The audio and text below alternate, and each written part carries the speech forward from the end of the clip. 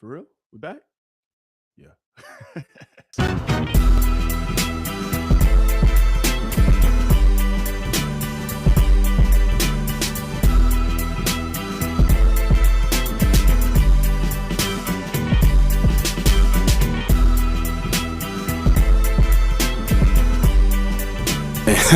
Hey, we live now, really.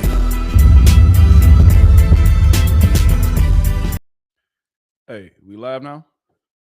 Can you see me? Hello? What's going on, my beautiful people? Yes, we live and we back. Back down like SmackDown. And if you read the title, then you know, hey, like I told you, yeah, we're going to keep on talking about Nolan Wells. We're going to keep on saying his name, and we're going to keep on talking about it until we get to a resolution or until we figure out what happened. So at the end of the day, sit back, relax, grab your popcorn, grab a snack, grab a little drink if you need to. But just make sure you're ready. You're suited and booted. And you're ready to go ahead and get into it because, hey, I'm here to tell you. Hey, this case getting crazy and crazy. Everything that's going on is being put on Front Street. And if you ain't paying attention, or if you haven't been paying attention, I'm going to tell you why you should be paying attention. Because this case, every single day, is continuing to get more and more added to it. We're going to start with a video that we left off with yesterday. We're going to start off with a video we played yesterday about this Nolan Wells case. And then after I play this video, we're going to get into some updates from today. And then we can continue to talk about Nolan Wells until we finally see justice. We may also touch into the Daniel Irvin story and the Taylor Swift story tomorrow. I will have more on both those stories.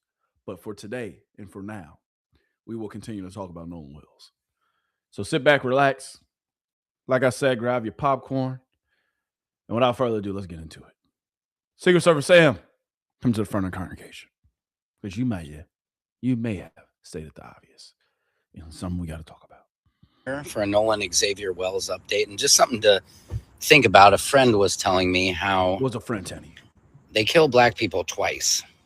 First time here in this world. And the second time is the assassination of their character. Yeah. They have to... Yeah.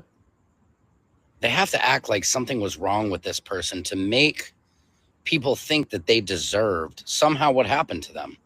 The same way they're going after the family, how they went after Christine Walmsley, giving her bad reviews, discrediting her. The same way they go after Ben Crump, trying to discredit him, or Al Sharpton, or anybody who tries to help out. Yeah. They're suing media people, influencers, for defamation of character, for asking questions about what happened to these people's best friend. Yeah. And it's just so sad. And it's like, in hearing that this autopsy is finally ready, you know they're getting ready to just go in on Nolan's character. And I don't believe for a second that he was a drug addict, that did drugs, that was a heavy alcohol drinker. You saw the Coast Guard already said he had heavy alcohol intake when they don't even have the toxicology report. That's facts. So stay aware of this and be knowledgeable of what they're trying to do and why are they trying to do it. Ask yourself that. That is real. Why would his friends even go on Officer Race Batum Tatum's podcast? And why would Officer Race Batum Tatum try to destroy the parents' character? Why wouldn't he be having emotional feelings for the parents and what they're going through? And why wouldn't Tate Reeves, the governor, be having emotional feelings for this? And the answer is, I think you know what it is. But it's just very sad to me because this doesn't happen to white people. They give him the benefit of the doubt. They say, oh, he was an A student. He was such a good kid, had such a bright future. You don't really hear anybody say that. And I'm sure what we're going to hear is, oh, none of the other kids. No, we didn't do it. But Nolan, we tried to stop him. And I'm usually a pretty positive person. But I think as Americans, we need to be ready for an outcome we don't all want. And if that happens, we need to all be ready to take to the streets to protest.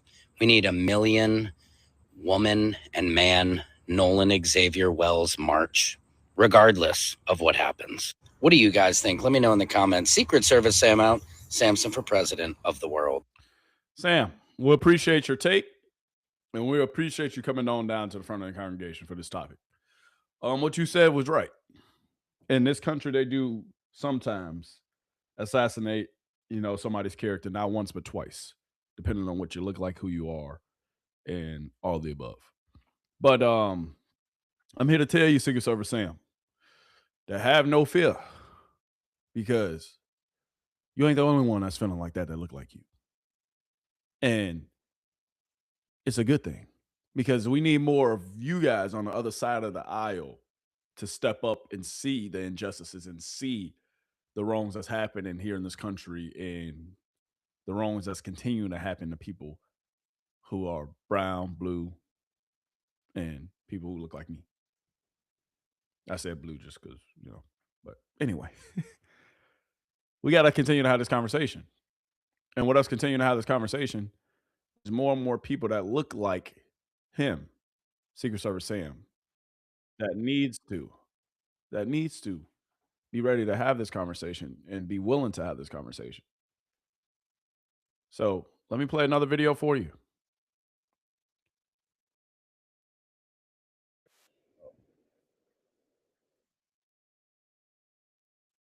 Hold on.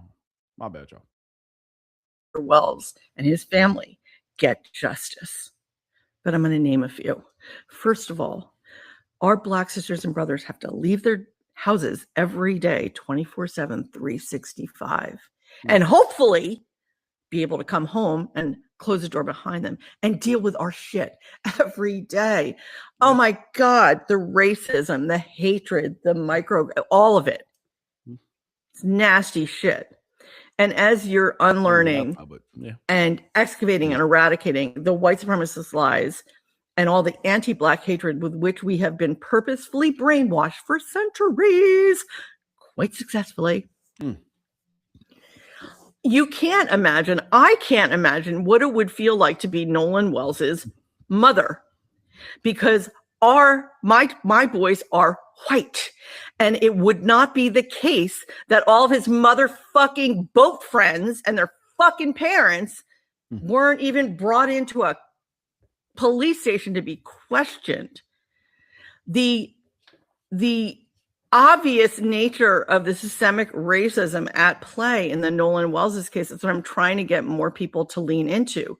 This is so fucking egregious and unjust that it makes me, it gives me a little bit of a rash thinking about it, and it should give you a rash thinking about it.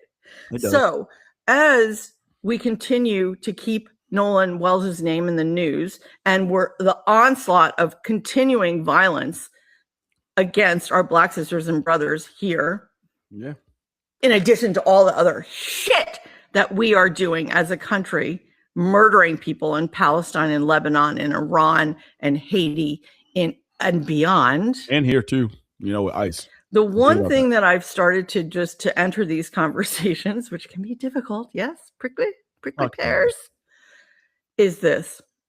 It's a James Baldwin. He said this in a speech, and it was like, I know that white people, I'm paraphrasing, that no matter what he or she says, they know one thing, that they would not like to be Black in this country. And if they know that, they know everything they need to know. So I don't give a shit about the butts and the whatabouts and I didn't own slaves and shit. No, that is a fact. You know it's true. And now I need you to do something about it. Please, for all of us and for Nolan. There are a multitude of reasons why you and I, white-bodied Americans. And we appreciate that. We appreciate that word. Because it is people who look like you that kind of need to realize and, understand that we need more of y'all, because that's the only way that things will get right. That's the only way that things will change. Was lynched. Think about it. His throat was missing when they got his body back, and he had bruising in the back of his head. Yeah, Nolan Wells was lynched. Some kind of fucking Klan ritual or some bullshit white supremacist thing. Allegedly. But yeah, black people are being Not lynched agreeing with in Trump's America now. So you're not mad enough. We are not mad enough as a country. I agree. I'm mad, but it doesn't seem like a whole lot of other people are. Nolan Wells was lynched. Think about it. And, you know, I'm not saying that he was or he wasn't. I don't agree with that statement at all. But what he said towards the end was people aren't outraged enough. People aren't. Because where is the outrage? Where is the outcry? Where are more people? Ben Crump and his team, they're helping. They're doing something. Tyler Perry paid for the funeral and stepped up. Al Sharpton stepped up and put up his own money for a reward. And Tyler Perry, not only did he pay for the funeral, he also put up $50,000. But where's the outrage from the black celebrities who know about this case? Right now, the award is only $175,000. But people are staying silent. Black celebrities are staying silent. White celebrities are staying silent. Some of them. But where's the outrage? Nobody else is saying anything. Only a few people are speaking about this case still. But no celebrities aren't really. Everybody just staying quiet, staying silent in their bubble. Is that right? Just asking. I don't know. Is it? Is it right? Just asking a question. Let people stay silent during this time. Next video, before we get into the actual update from Ben Crump and the family themselves, I want to play this last video. Last one. Case, right? I mean, the notion that if there was an accident and those kids were, whatever the accident was, whether it was someone's fault, whether someone tripped and fell, whatever it was, or if there was malice, the fact that a group of teenagers thought it was okay. I mean, I don't know. I don't know that somebody would, let's assume that this was an accident, right? I don't think that anybody who's involved in the accident would assume that it's okay. I think panic takes over and you do the first thing. You know, you're like, how am I going to hide this? Because I don't want to get caught up in, I'm going to get in so much trouble, right? If I don't do this. So it doesn't make it okay, obviously, but I think that, I think panic sets in. And what I think is really interesting is whenever there's like a terrible idea, no matter what the idea is, right? Oh, let's say this kid got hurt, he died. And if I say to you, if you and I are involved and I say to you, Michael, let's just leave it and just run away. And I get you to agree with it. And then you tell CJ and CJ, the way that a bad idea is infectious. Absolutely. Contagious. It's so contagious. And especially when you're that age. Especially when you're that age. And that fear, right? I'm going to get in trouble. And this is huge trouble, right? And the thing is, a secret is no longer a secret if more than two people know about it. Right. And I don't know how many people are involved in this at this point. It's going to collapse. Yes. In my mind, it's bifurcated. It is what happened on the boat, everyone who was there. And then what happened after we found a body in the water, the district attorney's office, the investigators, the medical examiners, the person conducting the autopsy, the people who transported the body without the throat and the neck. In my mind, it's like a bunch of teenagers, but also government officials in Mississippi. What are they doing, right? How has this been mishandled by them? From the inception, right? July 6th, when the body was found, right? So, and where are these other kids? Who's talking to them? What is happening? Right. Where's the girl that he was allegedly on the island with? Who is she? Where's the search? Where's the manhunt for her? Is she missing? Like what? And as a defense attorney, I'm always, what's that behind you? Boom, hit in the head with an evidence of digital footprint evidence that is so damning that it totally screws up my defense. My entire case gets screwed up by the phone record, so where is that in this case? I think if they, how come they didn't, where is that with the investigators in the DA's office? If they don't find this, it is because they don't want to. Yeah, exactly. Because I think that there are too many people. There's always a weak link, right? And are these white affluent families in a small town? Is to say, I mean, but no matter the group, there's always a weak link, right? I don't care if you're rich. I don't care if you're poor. There's a weak link someplace. Find the weak link. Yeah.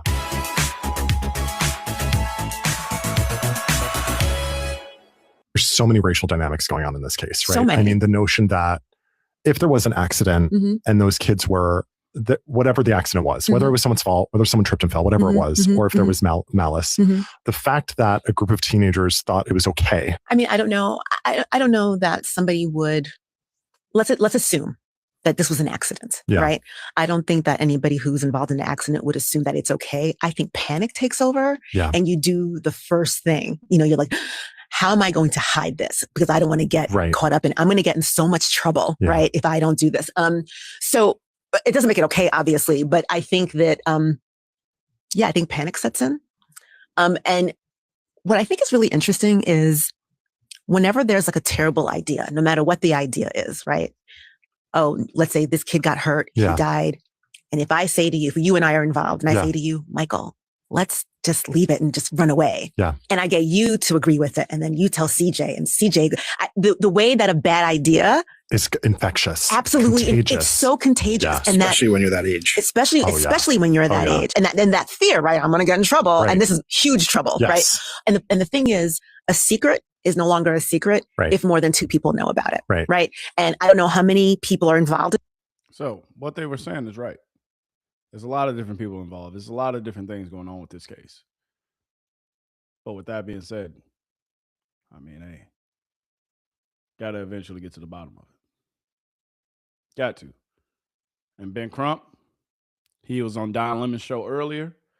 And here's an update that I want to show y'all. For being here.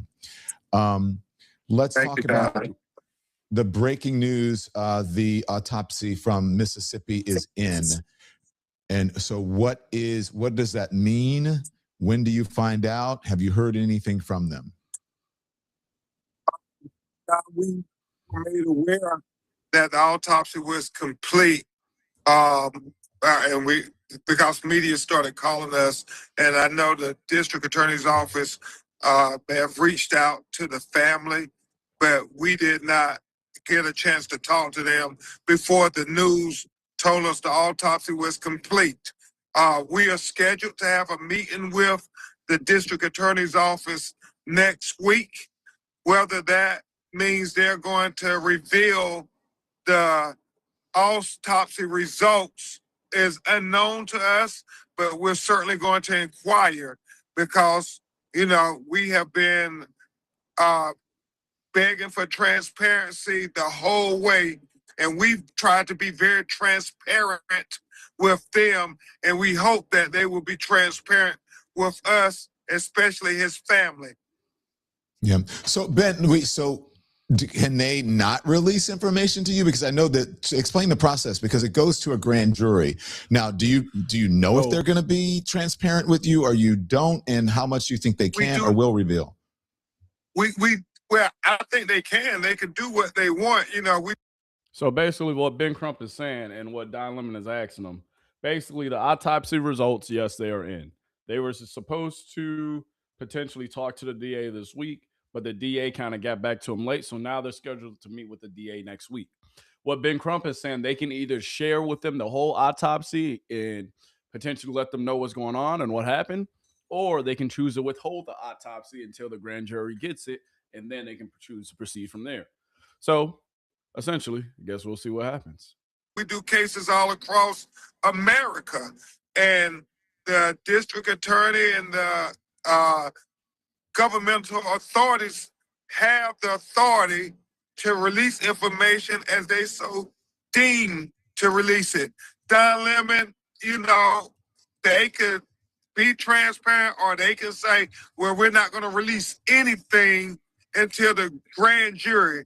And then that means we don't know when we're going to see it because nobody knows when they're going to conclude their report.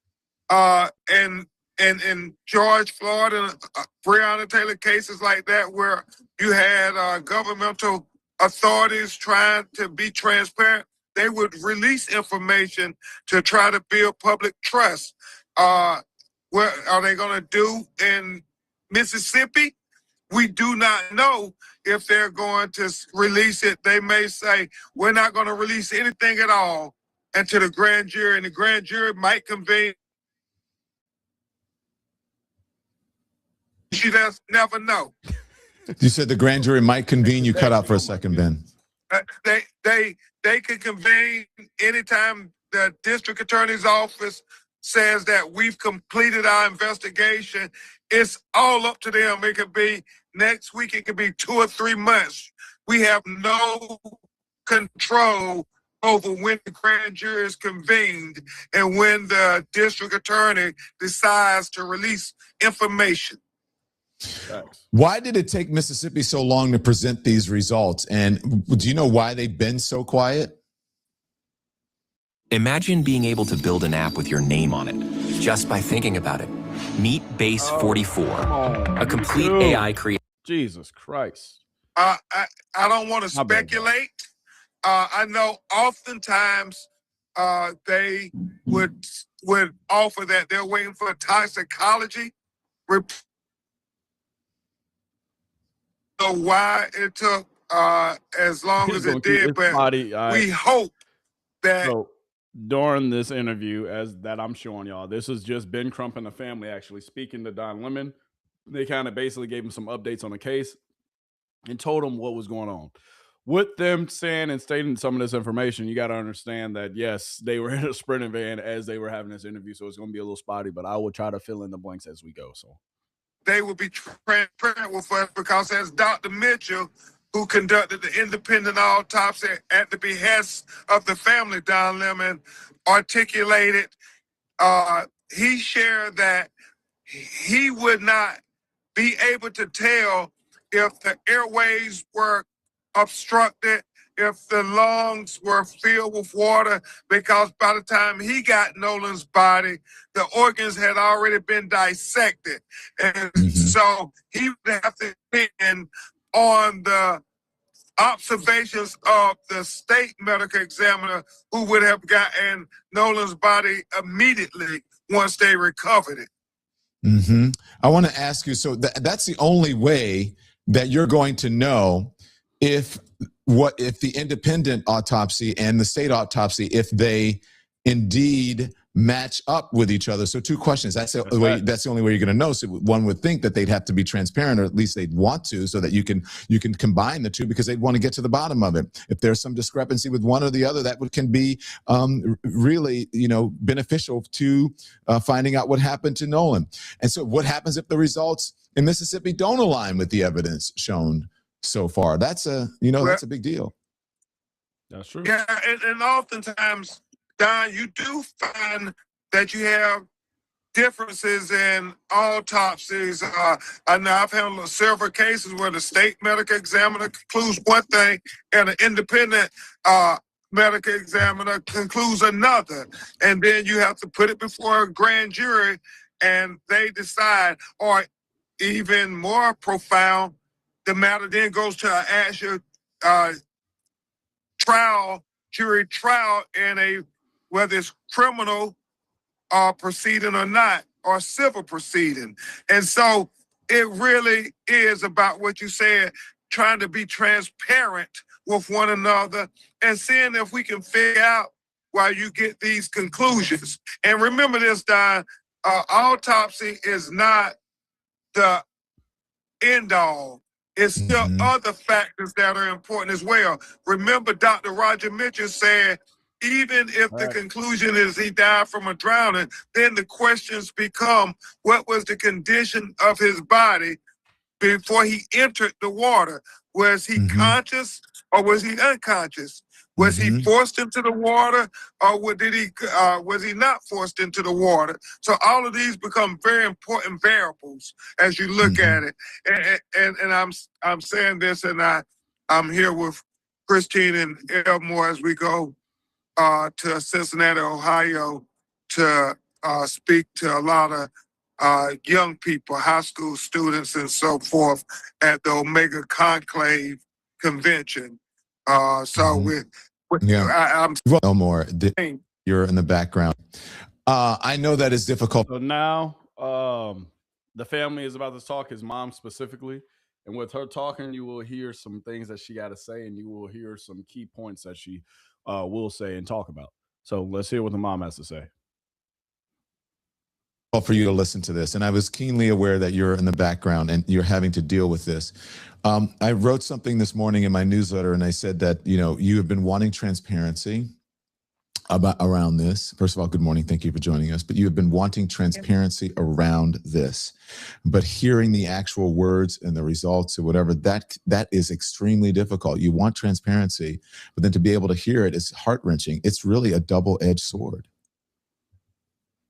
It is. And honestly, it's one of those things when we're sitting in it, because we have not been able to fully grieve, right? So there's a bit of disassociation that occurs. Yeah. And I too have to just always take a moment to step back and be like, okay, however it goes, right? Like it has to in some way, like it has to be accepted.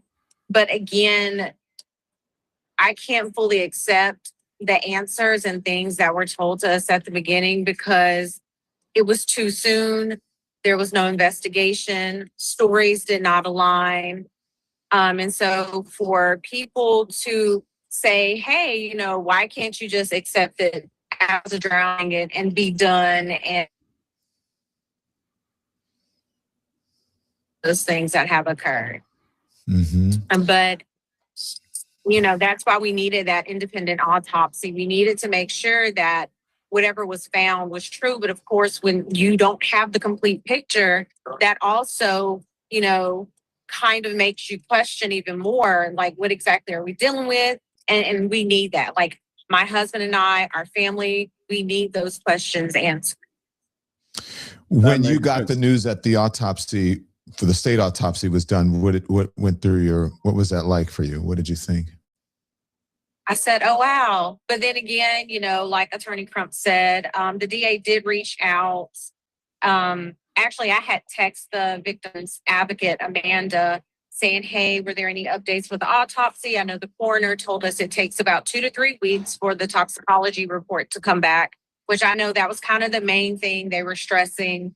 And so then I think that afternoon, so today is what? So I think that was maybe a day or two ago, the DA had called and I missed the call. And by the time I saw it, it was too late and I wasn't going to call her at 9 o'clock because I've had to change the settings on my phones because of the harassing phone calls I've been getting. So that's sad. That's sad. The mom, she didn't have to change her number yet because it hasn't gotten ridiculous. But she had to change the settings on her phone so that way people who she don't know and they're calling her, they automatically go to voicemail. So the mom's receiving not only death threats in the mail and in the DMs, she's also receiving threats and having people call her phone. Also receiving bad reviews on her job's website. It's tough, man. But welcome to the country we live in, where parents can't even grieve, where you're kind of blamed for every little thing and for only seeking justice for your kid who lost his life. Like, come on, dog. Come on. Calling her phone.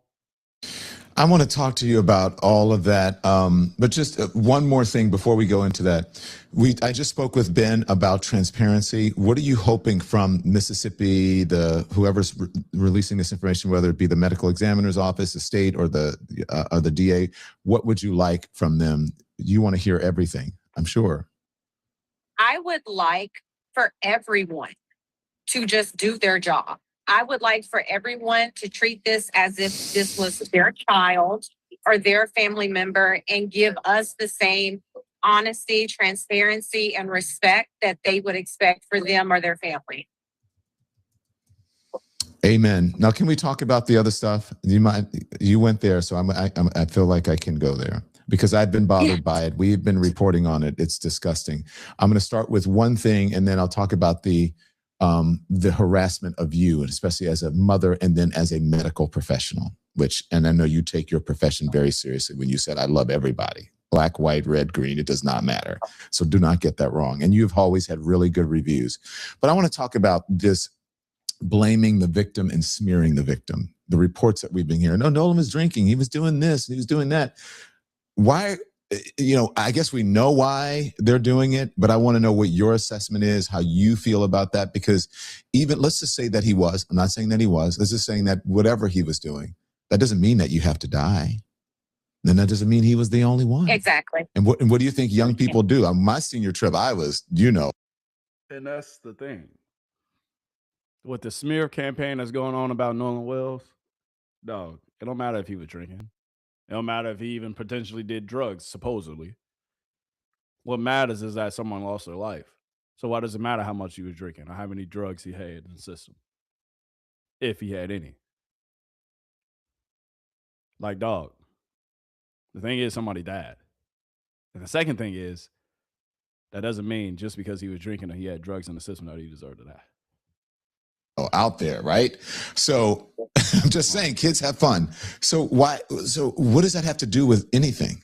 That's what I don't understand. What's your assessment on this? Check this out. I'm going to show you how I afforded this car. Come on. Why they always do that to us? When we start cooking, y'all, that's when they want to come out and they want to get us. As soon as we start cooking, but it's okay. It's okay. We're going to keep cooking. We're going to keep cooking. But let's get back to it. I feel like that is a way, which we've seen this before, right? Pattern recognition. We've seen this where things have happened, especially when we talk about the Black community. And, after the death, it's a smear campaign. It's, what can we find out about this person? What can we say? And, that's something, my family and I, especially my husband and I, we definitely do not appreciate. But we can't fight everyone that wants to have an opinion. But also, too, it's part of society that has been allowed to occur, which is damn near sad in this day and age. It's gut-wrenching at best. Because if you were in our situation, how would you feel if there were millions of people who are saying, oh, hey, well, he was at an island, he was heavily drunk. And again, even with the drinking, there are so many conflicting stories, only because I have spoken with adults who knew Nolan very well, coaches that were out there. One in particular, I think he told me he saw Nolan somewhere between like 2:45 and 3:30. He was like, hold on. This is a new development right here. So one of his former coaches says that they saw Nolan.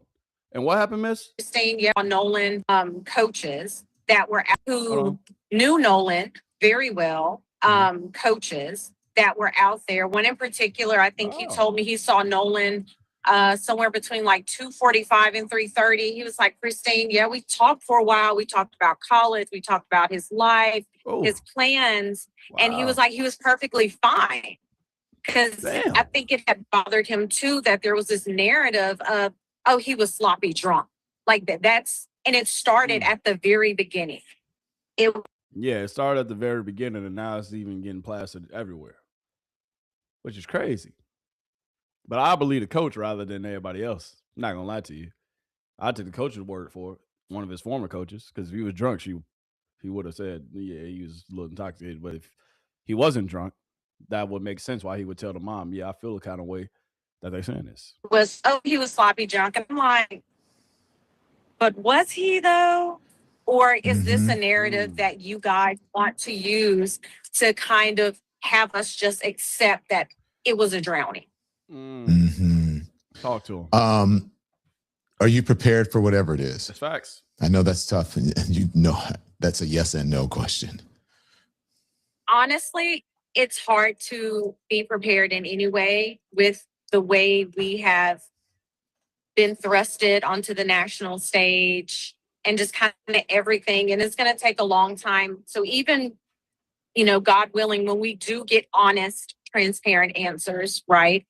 Even when we get those answers, it's still going to take a moment, not even a moment. It's still going to take a while for us to digest and really accept that, because again, that makes sense. And this is just me now speaking from a medical standpoint, we're kind of stuck in one of the stages of grief because we don't have answers. And that's the thing people don't understand. Everyone grieves differently. You hit those stages of grief at different times, and sometimes you feel like they might go on at the same time. But right now we're kind of just stuck, and we can't move forward because we don't have answers. So when you talk about all the things that have been spread, there is this officer, I hate mentioning his name, a former officer who is a far right wing, who's been doing the interviews and has been saying, go ahead. Yeah, I'm not even going to comment on Brandon Tatum. No. I respect that. And that's the right answer for everybody, I believe. And I feel like, because I mentioned him, I'm like, why did I even mention him? Because he doesn't deserve a platform. No, he does not. That's right. So let's talk about the people, the young men that he's been interviewing. They're saying they're his best. She could have said a lot of things about that guy, Brandon Tatum. She could have went into depth if she really wanted to, but she chose and said the right thing because there's no need. There's no need. There's no need. Because why give him the spotlight? Why give him any attention that he just doesn't deserve? Rightfully so. Good job, Mama.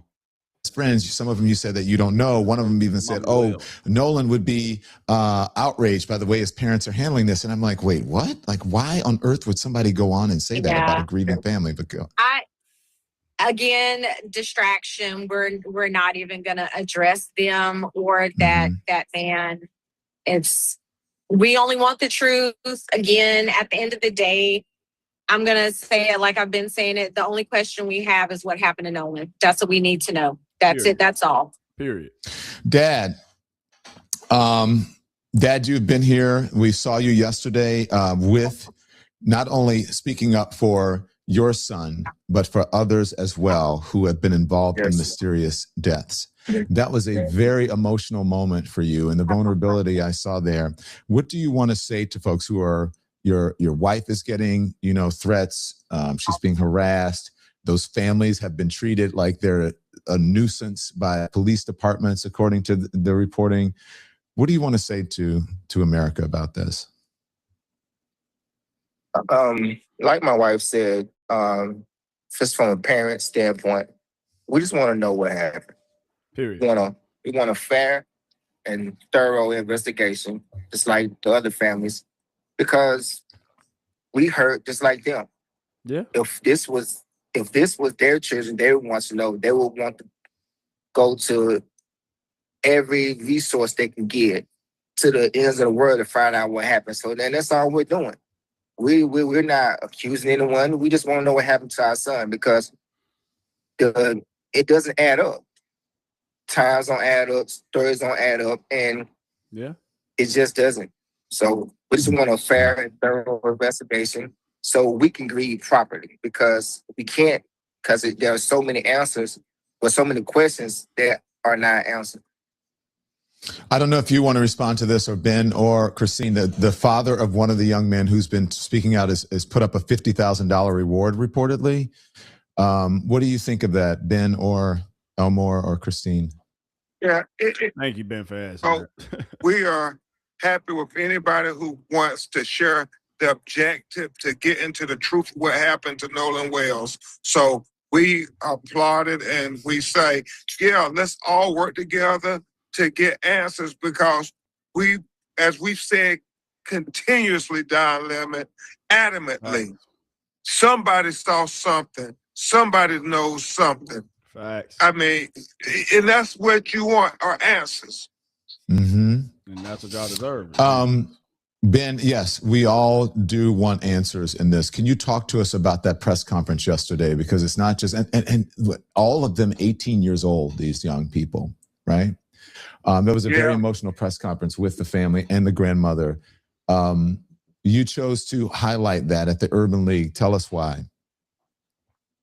You know, I am so thankful that you had your children their team on a fishing trip or messages with him, and his have been blessed in the loss of their son to try to help other 18-year-old Black boys who were lost in similar manner as Nolan. Don Lemon, you and I have been doing this for years, where you use your platforms to give, you know, a voice to those who don't have a voice. And when you saw that press conference yesterday, you saw two families completely devastated, where you had that 18-year-old Black boys, three families, all in search of the truth, coming together about what really happened to their children. You had Daniel Irvin, who, like Nolan, they're saying it was an accidental drowning, even though his mother said he was on the swim team. And the fact that he was, you know, on a fishing trip or something with two other white teenagers, he allegedly accidentally drowns, and then they throw away his cell phone, they throw away his clothes, and they delete all their text messages with him. And his mother, Tamika, is out of her mind trying to say, where's my baby? And after 4 days and all-out search where the activist community and everybody are getting involved, then one of the young men and his parents come forward and say, well, he accidentally drowned and we were scared, so we got rid of evidence, and, you know, we are sorry. And so they're charged with tampering with evidence that they lied about. And his mother, Tamika, is saying, if you lied about his cell phone, you lied about throwing away his clothes, you lied about deleting text messages, then how can we believe you when you say he accidentally drowned when my son was a swimmer? And the fact that the Dallas Police Department took 3 months, even after they confessed to doing all of this, Don Lemon, before they did anything. And she adamantly believes that it was because of Nolan Wells that they finally arrested them for tampering with evidence. She didn't think they were going to do anything. And this was just this Black mother by herself just fighting down. Nobody gave them any attention in the media and stuff. And so that's what this is about, trying to make sure people know our children's lives matter too. And then, Don, Tyler Smith in Lexington, Kentucky. I mean, on 4th of July, this is the same day that Nolan goes missing. Her son, Lindsay Smith's son, Tyler, is at the house celebrating 4th of July, and he's the only Black person there. And he somehow ends up shot in the head, dead. He's talking about Tyler Smith. So the reason why I kept this going, because I do want to continue to bring awareness not only to the Nolan Wells case, but I also want to bring awareness to the Daniel Irvin case and also the Tyler Smith case. So he's giving y'all updates on those cases now. 911 is called. The police come, and then they say they were playing Russian roulette, that it was an accidental shooting, that he shot himself. And the police didn't on his hands or anybody's hands. They just take their word for it. You said no gunshot residue test because you cut out, the police didn't do a gunshot residue test, right? And then when she said, when they told the grandmother and they asked, you know, how do you know it was an accidental or whatever? And she said, because they said so, the people with him. Crazy. That's not an investigation.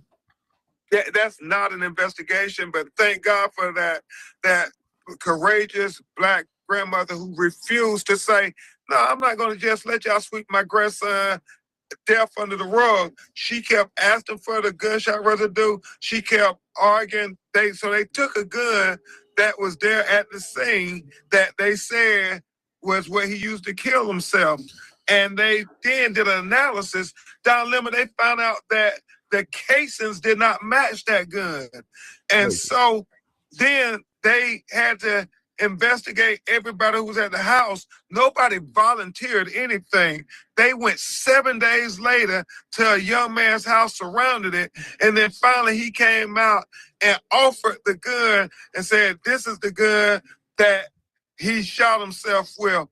And you would think they would say, hold on, why didn't you tell us this the day we went to the house? Why did you tamper with evidence? Why did you take evidence away from the scene? They only charged him with tampering with evidence. They still have not charged anybody with killing Tyler Smith, even though if you didn't do anything wrong, why would you take the gun from the scene of the alleged shooting? And so it's just god awful. And, you know, we have to continue to stay on that. I think all of these cases, we're going to find the answers out to what happened. We're going to find it out. 3 18-year-old black boys. Ben, I don't want to take up too much of your time, but I have to ask you some legal questions here because it's part of the story, and I want to debunk stuff that's not true. Yep. So there have been reports of legal maneuvering from the mom, the parents, to open up the estate, to investigate, possibly sue people who are for misinformation. Talk about it, Ben. Are those things true? Do you want to talk about that? Certainly. Don, as you know, we're not law enforcement, so to get subpoena power and information, we have to have a legal apparatus. So state in Nolan Wells' name. Boy, that connection is horrible. We have to do Ben, that. Can you back up a little bit? You cut out. I'm sorry, back up just a little bit. I want everybody to hear this. Pardon me. Yeah, let's be clear. Because we're not law enforcement, we're private entities, and we have to use certain legal apparatuses that are available to us. One such thing is we open up estates, which, as we all know, is the only entity that can speak for somebody once they are deceased. And so his mother is over his estate. But once we get the estate open, down limit, that then gives us the right to be able to subpoena people and entities and corporations to preserve evidence, to preserve information.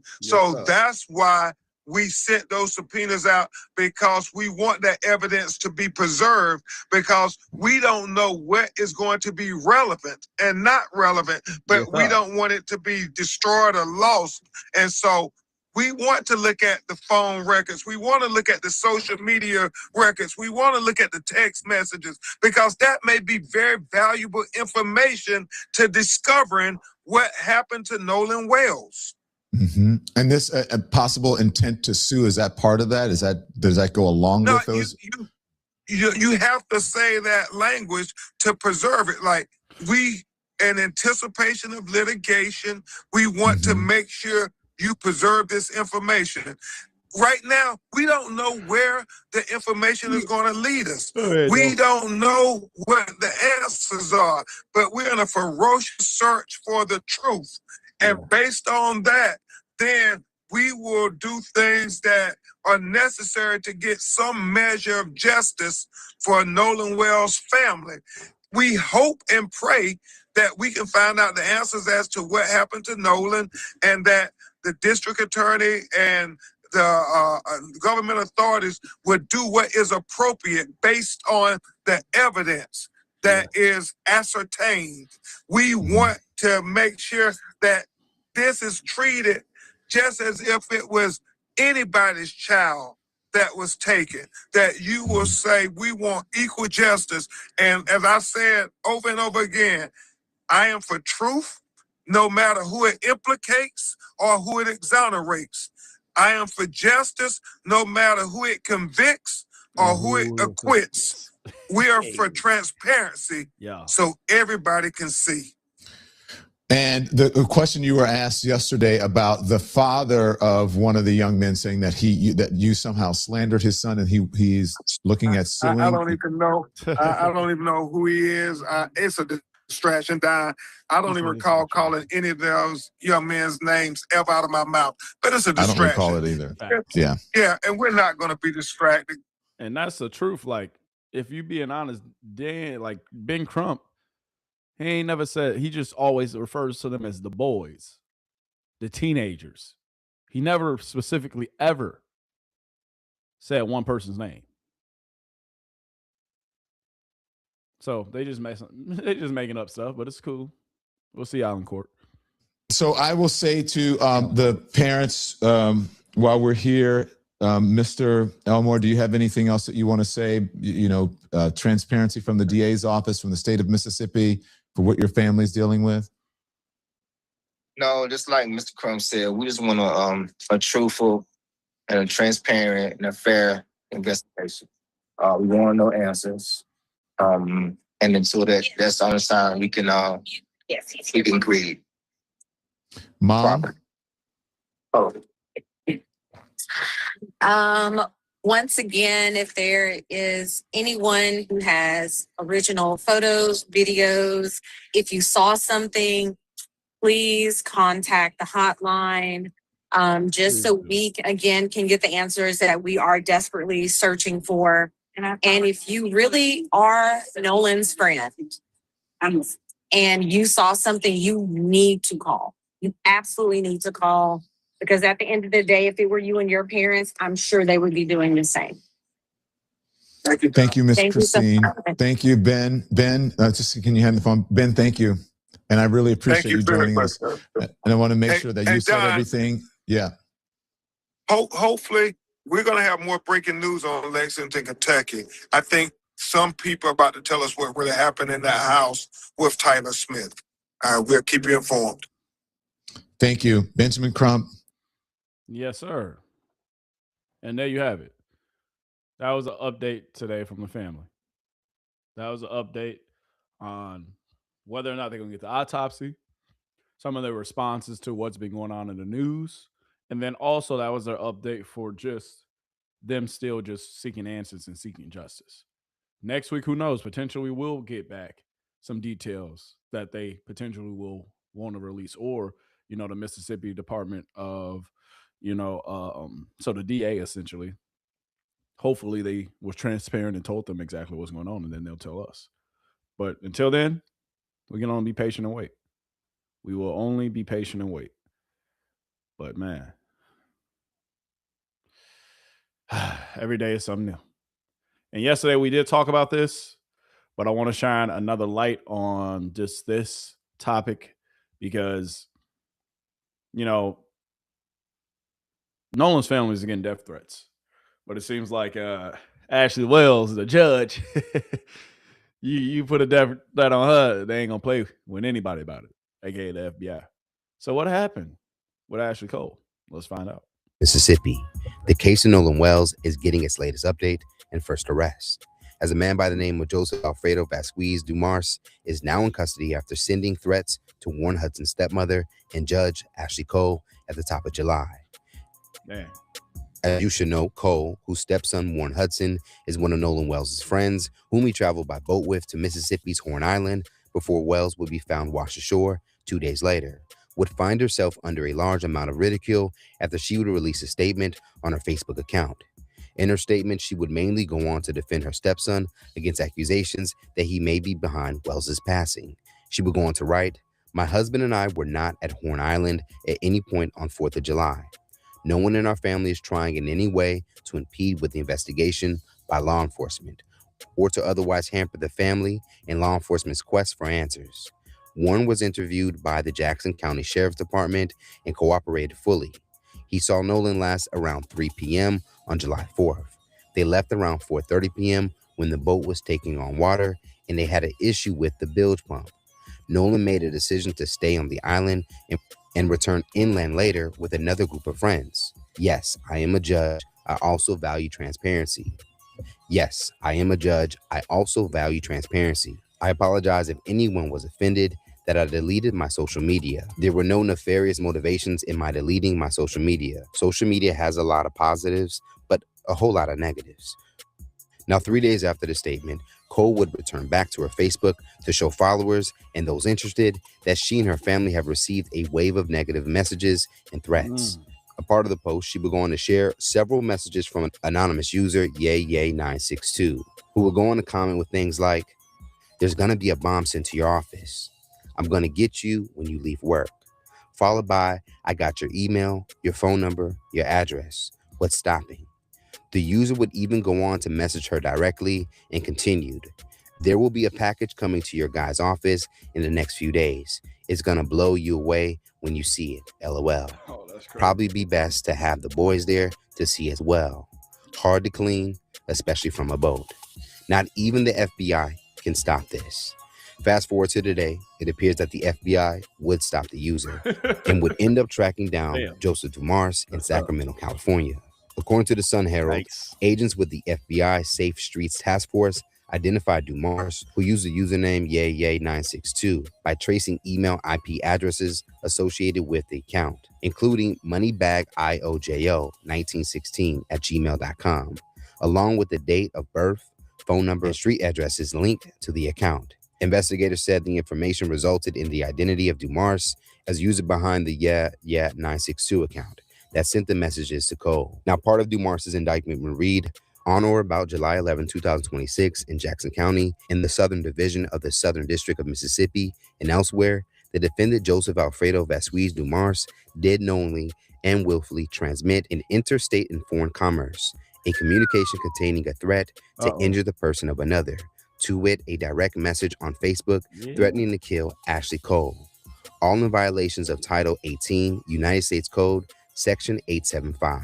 Now, according to those same documents, Dumars now faces up to 5 years in prison, a fine up to $250,000, and up to 3 years of supervision upon release for the federal charge of interstate transmission of a threatening communication.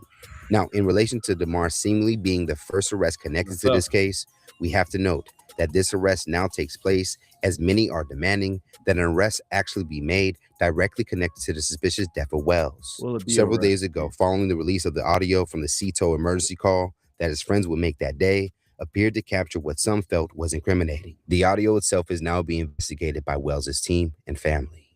And at this point, we are watching a whole community cover up what really happened to Nolan Wells. From the captain to the grandpa to the little boy, the dispatch lady, you know, you heard all that shit going on in the background. Yes, you was kind of concerned or whatever because you like something really going on because you heard what the people saying in the background. So that had you on high alert. So you was trying to figure out, let me get somebody out here. But at the same time, the man, how you get the granddaddy phone number, how you knew his number, and how he knew to call you personally, but you don't know if he's one of y'all clients or not. Y'all was trying to do that shit under the rug. The little boy panicked and called the real people who he needed to call. That's how he got the dispatch lady on the phone. Now you want to talk to the grandson under the covers. Lock all they ass up, from the granddaddy, the kids, them hoes that was on that damn boat, because they had girls on the boat too. We ain't know that. Lock all they ass, the whole damn community. Lock them up. And why y'all just not saying something? Come on now. If the theory is that we don't care about what happened to Nolan because he was drinking or on cocaine, then what needs to happen is every adult on that island that was there, including the ones who are driving the boats and tugging and this, that, and the third and all this other stuff, needs to be arrested for the contributing of the delinquency of a minor. And I'm sure that there were kids who were under the age of 18 who were on that island who probably was also participating. So since we're gonna make it seem like Nolan is the only one doing illegal activities, since the headlines want to come out, arrest every fucking body who was on the island doing the fucking drugs. Now, as reported here, one of his friends accused, Bart Edmiston, whose name can be heard yelled on the emergency calls audio, has now hired his own attorney to push back against any claims that he's behind Wells's death. During a new episode of News Nation, Edmiston's attorney, Russell Latino, would dispute versions of the audio that would go viral and claim that what people were hearing was doctored along with an inaccurate transcript. An alleged enhanced audio of the CETO call that purports to have a background conversation that is suggested sounds like people explaining the murder of Nolan. The word Bart is in there, and I know real people with real platforms are pointing the finger at your client. Yeah, so we don't see any legitimacy in a doctored transcript or a doctored audio that comes with a transcript, which is a nice psychological sort of game that people play with garbled audio. So yeah, people are just fabricating things wildly. And the consequence of that is that you've got people who are in legitimate fear for their lives. Our viewpoint is not, we can't stop the entire internet. My client's role was to help drain water off of a boat that reported it being in distress. There were 20 plus people separated between those two boats. All of them saw what he did. All of them saw what did and didn't happen. There were 2 credible witnesses at least that saw Nolan Wells on Horn Island an hour and a half after those 2 boats left. Now, as far as Warren Hudson and his family, his father, who is the husband of Ashley Cole, would announce that he is now putting up a $50,000 reward for any information that leads to an arrest and conviction of anyone that could be responsible with the death of Nolan Wells. It was announced on Thursday that state officials in Mississippi have also finally completed Wells's first autopsy, conducted on July 7th, but it will remain private in preparation for the district attorney to present evidence to a grand jury. Wells's family and family attorney Benjamin Crump has also yet to see those results. Let's talk about it more in the comments below. So there's basically the whole summary / update. I'm going to show you about 2 more videos. We're going to hit on one more thing, but also, like I said yesterday, Nancy Grace is not running from this audio. Nancy Grace don't care what anybody got to say. She's basically saying, hey, at the end of the day, hey, it is what it is. Play if you want to. Play if you want to.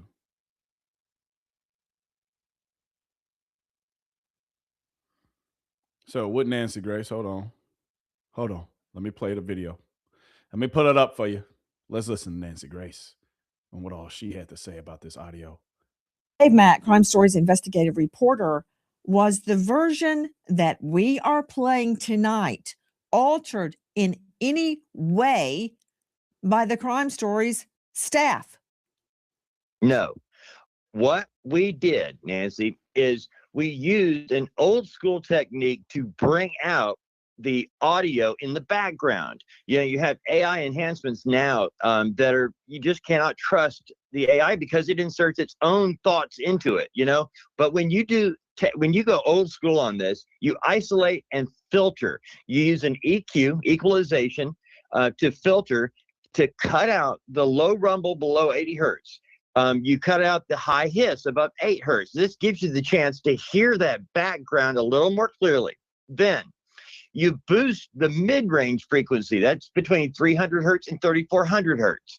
That matches the mid-range of human speech.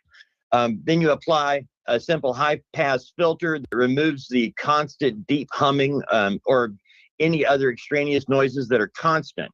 And this does not alter the content, it merely enhances the content. So when you ask, did we edit or alter? No, we merely enhanced it using basic tools that are used in every production department around the world. This is like.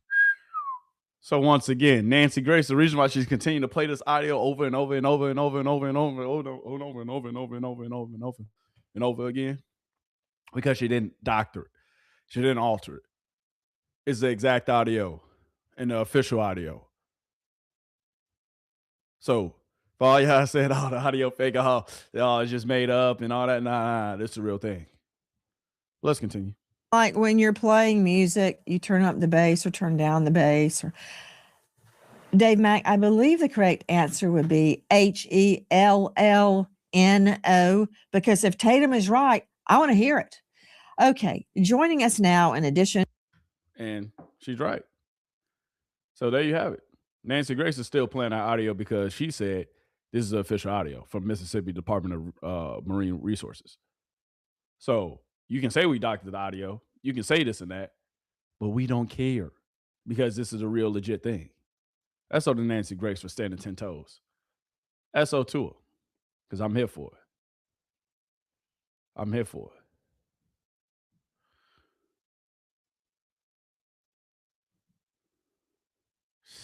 Man, oh man. Man, oh man. Now, without further ado, let's get to another video.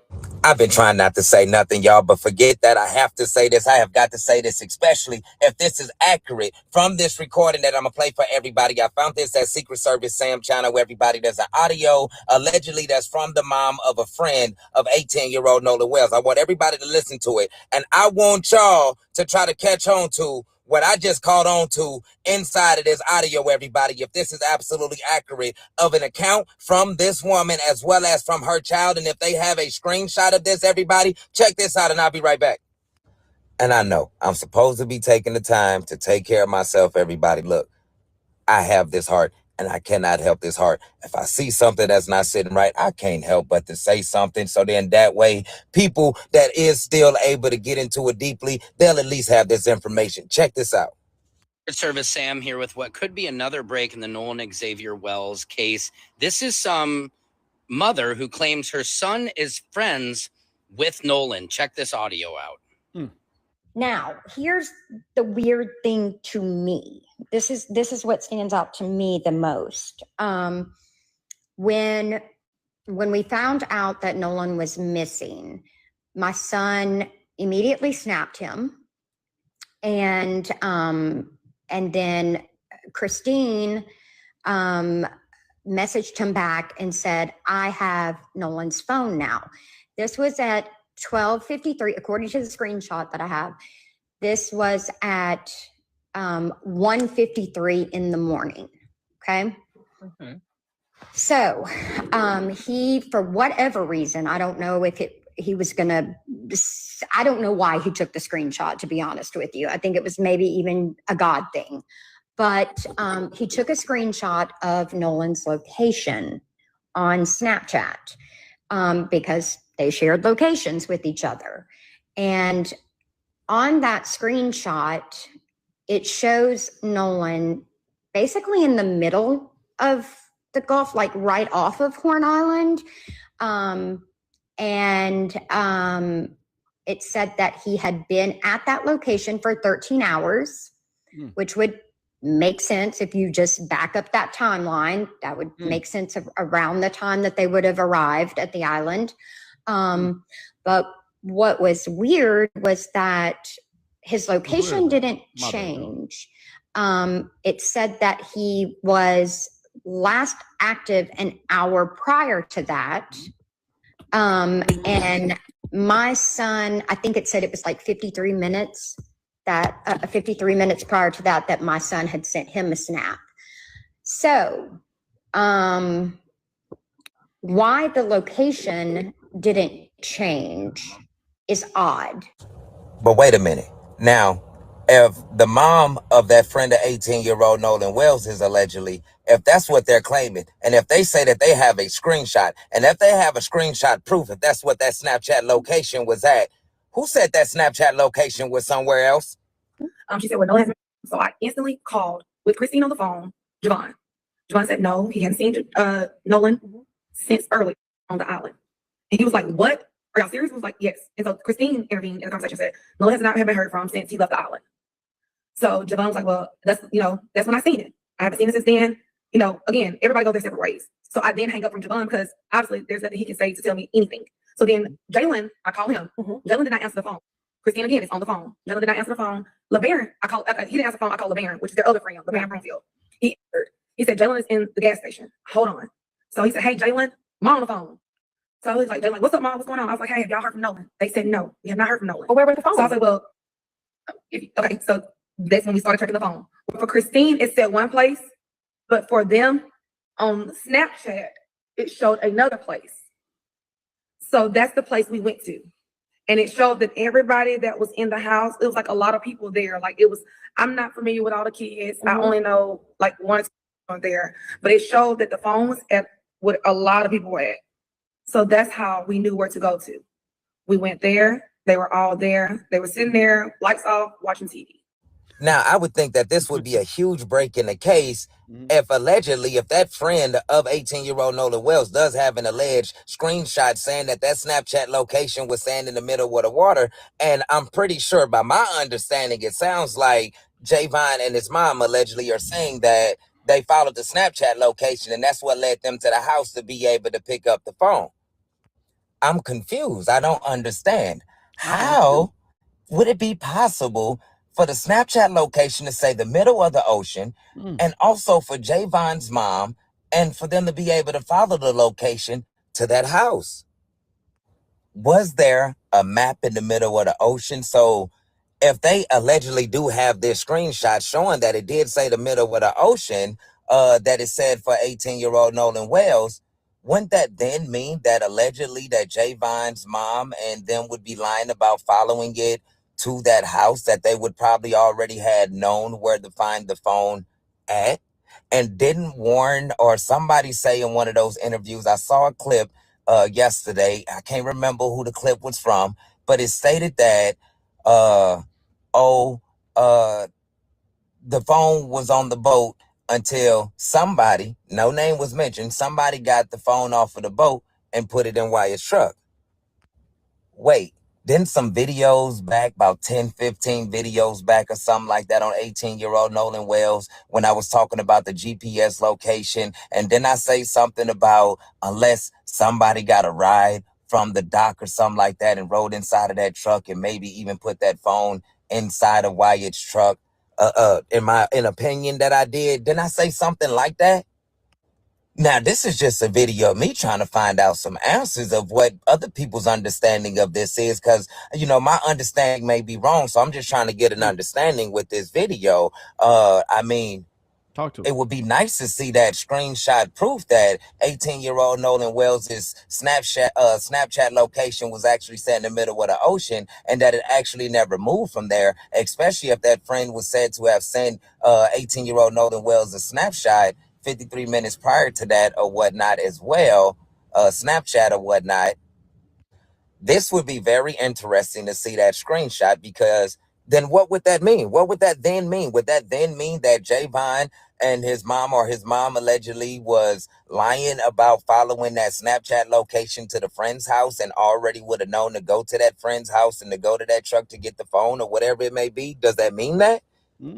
Or would this mean that here's another turn where it seems like more people are involved than what people think, that even more parents are involved in this as well?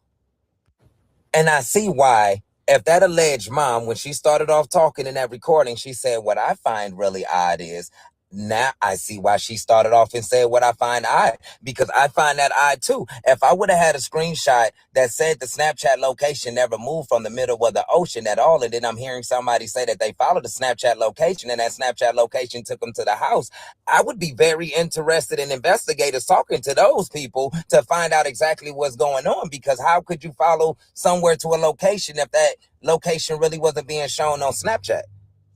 This is all allegedly, everybody, because as y'all heard in that recording as well, I feel like investigators and Ben Crump and the team, they should also be talking to them to try to find out more details about that, as well as I need to find that clip inside of that recording that I saw somebody put up where it had stated that somebody was saying, I can't remember who it was again, but they had stated that the phone was on the boat until somebody got it off the boat and put it in Wyatt's truck.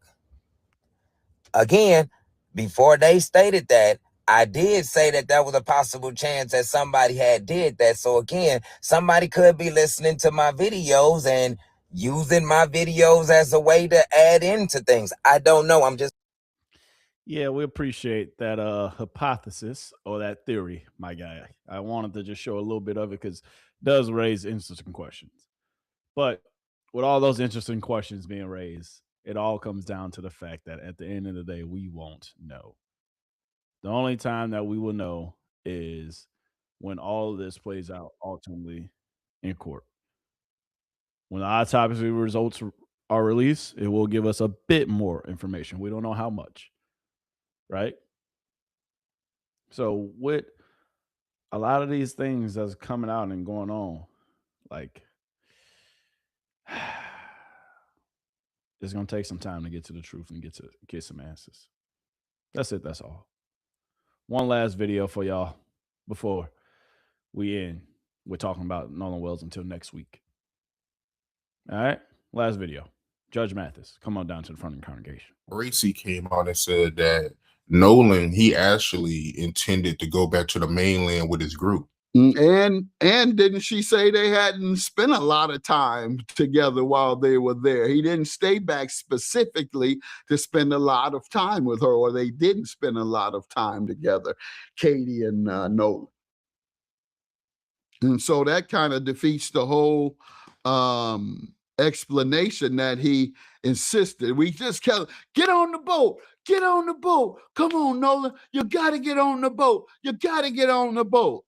And he doesn't, and that, as it turns out, there's no sense of desperation for him to stay off the boat because he has nothing really cooking, if you will, at the moment, to be so insistent at being left behind without a ride back. Yeah, the stories are conflicting. You got Nolan friends saying that he wanted to stay at the island, but you got Katie's sister Gracie saying that Nolan, he intended to go back with his group. So yeah, a lot of moving parts, and I'm waiting to see about this grand jury and see what they say, because it's based on how the prosecutor presents that case to the grand jury. Grand jury hearings are one way.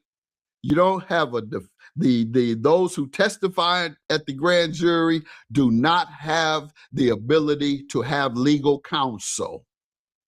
They are questioned by the prosecutor in front of the grand jury with the questions and the objectives that the prosecutor is trying to achieve. No defense attorney can say objection, or they can say, let me tell you an alternative scenario or narrative. That doesn't occur. So I don't like grand jury in and of itself. I think grand juries should be abolished. But in the case of, in this case, we have to trust that the prosecutor wants to be fair and not protecting, as has been the case in the history of Mississippi over the decades. Protect those who have been accused of racial hostility and racial killings. And so that's what we hope we're not seeing, a cover up. That's the best way to put it. And so we'll see what's presented in front of the grand jury and how they respond. And on that note, when we talk about this, you know, everybody tells us to vote for this president, that president, this U.S. senator, that. As street guys, and I say as because I still identify right where I came from. I'm everything other than a criminal. I'm still the same other than a criminal. But my point is, we complain about voting. Yeah, the hell with a president, a U.S. Senate. You know who street guys need to be concerned with? Prosecutors and judges. That's why you vote. So you can you learn who's running for prosecutor, and you look at their record. You learn who's running for police chief or other law enforcement positions that are based on elections, the judge, and determine whether you're going to vote for that person or not. But you got to get out and vote or stop complaining. You see how they railroading us? They send us to jail on trumped up charges, don't get due process, plant stuff on us, shoot us, and lie about it like they just did the young man Reese in Madison, Wisconsin. We got to vote for prosecutors. In fact, what we did after the killing of Mike Brown in Ferguson, Missouri, we had an election that I was there, I say we because I was part of that movement, and we worked on electing a new prosecutor and a new mayor. Well, we didn't get the mayor, but we got 2 Black council persons on, and we got a new prosecutor. And so that's the power of the vote. And that's what I encourage our brothers to do, because it's not going to stop. It doesn't appear that it's going to stop anytime before white supremacy ends. And I give that another 50 to 100 years, unfortunately, about 3 or 4 more generations. Goddamn. And he ain't lying. He ain't lying. But real quick, now, with that being said, with the Nolan Wells case, I will continue to give you updates. We will continue to talk about it. And, we wish nothing but the very best for, those involved. We want a positive outcome. We want justice for Nolan Wells. And hopefully one day we do get justice, or we end up getting justice for Nolan Wells. Praying for the family, praying for, everyone involved. And hopefully one day we do get that justice for Nolan Wells. Now, with that being said, we moving on. I did, have a few Shedeur Sanders topics that I wanted to hit on. So while you're here, we might as well go ahead and get right into it. All right. And then we will get into some other sports topics too. Okay, Cabot from Cleveland.com on day 3 of Browns training camp. Yeah, a little bit about how the quarterbacks did today. Well, Deshaun Watson went out and he took the first team reps for the second time in camp far. And unfortunately for him, he threw an early interception. He threw it into traffic. Quincy Williams picked him off. And that's not really what you want to be doing early on in camp. But I will say this. Todd Monken mentioned in minicamp that he does not want Deshaun Watson to be afraid of making mistakes. He wants him to go out there and play fast and loose and let it rip. So I think in this early going, they're not going to freak out too much about the occasional mistake and about the occasional interception. Now, if it continues on as you get closer to the season or even closer to the preseason games, then it might start to be a concern. But right now, they're in the heavy install. They're doing new things every day. They're trying new cadences. They worked a lot on 3rd and long today. So they have very specific things that they're doing. And now is not the time to try to be perfect. There will be plenty of time for that down the road. Now, Shedeur Sanders, he worked with the second team today. He was on the far field from us, but we still saw him make some really nice plays. He had an ooh and I completion to Denzel Boston down the left side. There were plenty of fans in the bleachers today. First day for fans out here. And they got to see Shedeur make a couple of nice plays. He also hit one over the middle to KC Concepcion, a leaping catch by KC. Those two rookie receivers have been doing great. And they're really, really coming along and helping these two guys out in this quarterback competition. But at this point, no one has pulled ahead. It's still even Steven right now. And I would expect that they will continue to alternate days like this for the foreseeable future. Now, one more note really quick is the fact that pads will be coming on Monday. And when that happens, the game changes. That's when you start to get more pressure. That's when you see how the offensive linemen are going to hold up against this defensive line.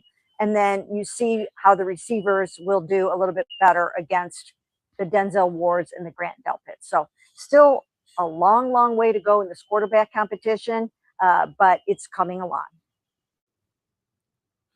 So, Mary Kay, we appreciate those updates. We appreciate that. We really do. So, it's being reported, like she said, and like a lot of people are reporting, it's neck and neck. G. Bush, what you got for us? Oh, probably should have the volume. What's different work? The work is different. It's something to be said about it. It's something to be said about when somebody is going about their business and you just see them. When you see somebody on a weight loss journey, right? You be like, man, you be losing some weight, and then don't nobody see nothing. Maybe your face get a little smaller, or you go down a couple of sizes, but it don't look the same way. And then somebody say, Ray, you've been losing some weight. You've been working out, and you be like, huh? Yeah, that is me. I have been working out. I'm glad you noticed. And you know what? You go back to the night before when you was having them hunger pains, and you wanted to eat that ice cream so bad. Maybe you drove past that Burger King or that McDonald's so bad, and you wanted that. You could, but you know what you told yourself? You told yourself no. You told yourself, I'm not gonna eat that. I'm gonna be strong today. And you wake up the next morning and you're happy for it. See, but that compliment they gave you, that compliment that they gave you is the motivation. See, a lot of times you ain't gonna see the progress, right? You're not gonna see the progress. You just keep taking the little small steps, keep taking the little small steps. And then before you know it, you look in the mirror and you say, wow, this is a brand new me. Wow, man, you didn't get big overnight. You didn't just stop working out one day and get big. It was a succession of decisions that you made. See, you can have a succession of decisions that you're gonna make that may slow you down or speed you up. But over that time period, it's just sitting with you. It's just you and the decisions you made in the dark. They ain't out of light. But what always is done in the dark will always come to light. You say, G. Bush, what you talking about? I waited all this time. You came up. You came to be a philosopher. You just came back off the vacation to be a philosopher and not the work physically, because you're gonna do that. Hold on. All right, G. We appreciate the motivational talk. You saying he putting in work? Talk to us. Something funny happens to you when you that Doja. Hold on, y'all. We gonna get there. I said, okay. The whistle and the referee and the lineman hitting the sled, it brings you back. It focuses you. It puts you right in the living room. It puts you right back on the sidelines in the huddle. Now, sometimes when you're away from the plays that you G. Bush, all right. And everything is a struggle. That struggle came from the internal struggle. They looked at it and said, hey, well, we done seen in the spring. We might not even be that far off. You know what? Let me ask you a question. If the Browns was trash and Haslam felt like they was about to be in and out doing whatever they was going to do, we don't care nothing about this season. We about to punt and get these picks and get these. Why would you sign Denzel Ward and Greg Delpit, who not quote unquote your timeline?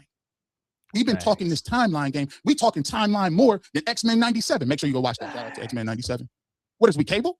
We time hopping fighting at the apocalypse? I didn't heard about, the time don't add up. Let's get in a DeLorean, turn back the hands of time back to 98. And then we go back to 27 and get our quarterback and then we good. No. This don't sound like. Talk to him, G. This don't sound like a team. Don't be feeling like you're ready to go. Why? You gave some new money. You see Jimmy Haslam pull up, he done gave him new money. That don't happen with a team who you think is garbage looking for a quarterback. Y'all missed it right in front of your face. You missed it. Oh, you got to be quicker than that. Now, I said, okay, my antenna's up. My antenna's up. Oh, you thought I was just going to play with you. I'm not going to play around with you. Let's watch this. Let's get to something. Let's get to it. Let's get to it now. Now, the first thing I ain't going to say, let me just give you this. Let me show you this. Now, in comparison, I thought Deshaun Watson had some really nice throws today. I did. I thought one of his best throws that he had was a deep 25-yard comeback route in the team period to Jerry Jeudy. The only problem is Jerry Jeudy fell out of his break. It was thrown with anticipation. It was a nice catchable ball. It would have been 25, 30 yards. But then Jerry Jeudy, you can't plan off the wrong foot. Can't do it. You can't plan off the wrong foot, bro. Can't do it. So when I'm looking at this like this, bro, we're looking at it from a specific point. You can't fall down. The very next play, Deshaun Watson went right back to him, post corner route. He threw it just a little bit, got his hand on it. It wasn't a perfect throw, but that was another big play that we kind of missed. Now the problem is this. Now Jerry Jeudy came back in that same series and made a really spectacular diving catch. I was looking for it on the internet. And he really had a crazy catch, bro. Like, it was a spectacular catch. It was like, that's the thing about Jerry Jeudy. It's the give and take. It's the one play you're giving me this, but the next play you're giving me spectacular catches. But we got to make the routine catch because in a game, you can't fall down. That's the difference between interceptions or drive killers, right? So I thought Deshaun Watson had some nice throws. However, he also had another. Imagine being able to build anything just by thinking about it. Oh, my goodness. Jesus. Hold on.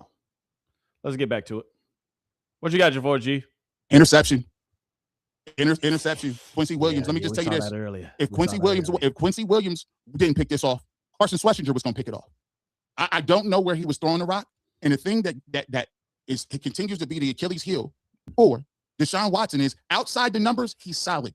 Outside the numbers, he's making these throws. But when it comes to throwing the ball over the middle, with anticipation, it's tough to watch because these are the interceptions that kill you, and these are some of the same interceptions we saw when Deshaun Watson last was on the football field. Watch and see. I don't know where he's throwing this.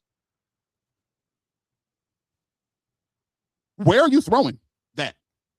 That we can't do that. Can't have it. And listen, you take a look at and trust me, I don't just throw the tracker out there because it's the tracker. But 2 interceptions the other day. 18 to 27, 1 interception. Dylan Gabriel had some decent throws as well, but he had another interception over the middle to a linebacker in the team period. I think Nathaniel Watson got that one. I thought Deshaun Watson had some nice throws. I thought he had a really nice throw to Denzel Boston. I thought the one spectacular throw and catch from Jerry Jeudy was great. But remember what I said. To me, the onus is on the veteran. The onus is on the veteran. You know, we got 3 interceptions so far, and Shedeur hasn't. Now there's some, you know, Shedor's throwing some play. He hasn't been perfect, but I mean, when I'm out there watching, I'm looking and I'm nitpicking. I'm not just like you already know how I go. When I go to practice, I'm gonna look for it. And I do think Deshaun Watson has some nice throws to the outside the numbers, and I thought he had a couple of splash throws. But the thing with Deshaun Watson is that it's in traffic over the middle of the field. Those are the things that really get you. Now, we'll talk about the defense coming up a little bit later, because let me tell you something. Mason Graham was in the backfield all day. Alex Wright looks like he's trying to get him a bag of money because he was a menace. Mike Hall, which I was excited to see, he flashed today, was in the backfield a bunch. Isaiah McGuire was moving around. And let me tell you about Quincy Williams. I mean, he out here moving with anticipation. He looked so fast. He looked like a safety. I didn't even know who is 5? Moving around like that. Him and Schlesinger all day. And that's what I be trying to tell people, bro. I'm going to keep it a buck with you. Him and Schlesinger in the middle of that football field and Grant Delpit, some of the blitzes they was bringing, I said, this is cheating. it was, I put on Twitter, it was a jailbreak earlier. It was a jailbreak. There were some throws here. I'm going to start with this one. Let me show you this throw. Let me turn the volume off on this. This is the throw to KC Concepcion. This right here, look at the catch. Wow. That's from the stands. That's what we talked about earlier. That's from the stands. The thing that gets me with Shedeur, and I talked to Coach Monk, and we was at the press conference, and he talked about it, is how do you marry what you call the best and what the quarterback does the best. And the thing about Shedeur Sanders, I'll give him credit for it, is he got heart. He's going to give you an opportunity to go make a play. He's going to give you a play. He's going to give you a chance. And I love the fact that in this session, Denzel Boston and KC Concepcion was specifically working over here. Now, Shedeur's with the 2s. This is the 2s over here. Now, the 1s over there with Deshaun Watson, Jerry Jeudy was over there, Dylan Gabriel. So what they was doing, we'll explain to you, it's called 2-spot. So what they're doing is to get the reps in, instead of having a bunch of people on one side waiting to get their little 2 reps, they're like, okay, let's split them up. Let's go Dylan Gabriel on one side and Deshaun Watson. We'll rotate them. But at the same time, over here, let's go with Shedeur Sanders and Taylor Green. So now you get more reps. Now you're getting more reps, right? But let me show y'all. Today, you see how they had 2 fields going, like he was explaining? Y'all see how they had 2 different fields going? Jimmy Haslam and Andrew Berry, they're looking at their investment. They on the second field, right? They on a second field with the 2s, right? You see this? Right? You see this image, right? They 2-spotting. Some going over here, some going over there. But Andrew Berry and Jimmy Haslam, they over here watching Shedeur. They say, hey, we got to watch our investment, baby. We got to watch our investment. That's Jimmy Haslam right here. And then Andrew Berry. Watching Shedeur layer, put it between 2 defenders. A dime. Hit that back foot. Get it out. A dime. Andrew Berry. Jimmy Haslam. They on the 2s field. They say, yeah, we don't really care. We understand what y'all got going on over there, but it don't matter. We over here. We gotta watch the future. And Shedeur Sanders. Putting it and layering it between 2 people. There you go, Shedeur. Great ball, kid. Great ball. Take it away, G. They keep the guys together. But what I like down here with the 2s was Shedeur made some really nice throws down here with the 2s. And I liked it because it wasn't check down Charlie. They was going, in this period, they're working on 3rd and long. So early in the drill, they're going and they're working with some different things. Like they ran a scramble drill, right? Where it was scramble drill, nobody's open, quarterback, moves around. They try to find somebody, improvise. This is the 3rd and long period, right? And he's giving this guy a chance. But look at the ball placement, though. I'm going to show you this from another angle. The ball placement, though, is still crazy work. It's, my goodness. And he went to the top floor with that. Watch him go to the top floor with this. Yeah. Give me that. Man. Okay. Let me see if I get it from the other angle. I get you from the other angle. Is this it? Yeah, I know I had to get it from that. Let's watch that other angle. Here we go. Now you get a better opportunity to see it from this angle and just how high he went up to go get this football. And this is the encouraging thing about watching these young receivers, because the Browns didn't have nobody like that.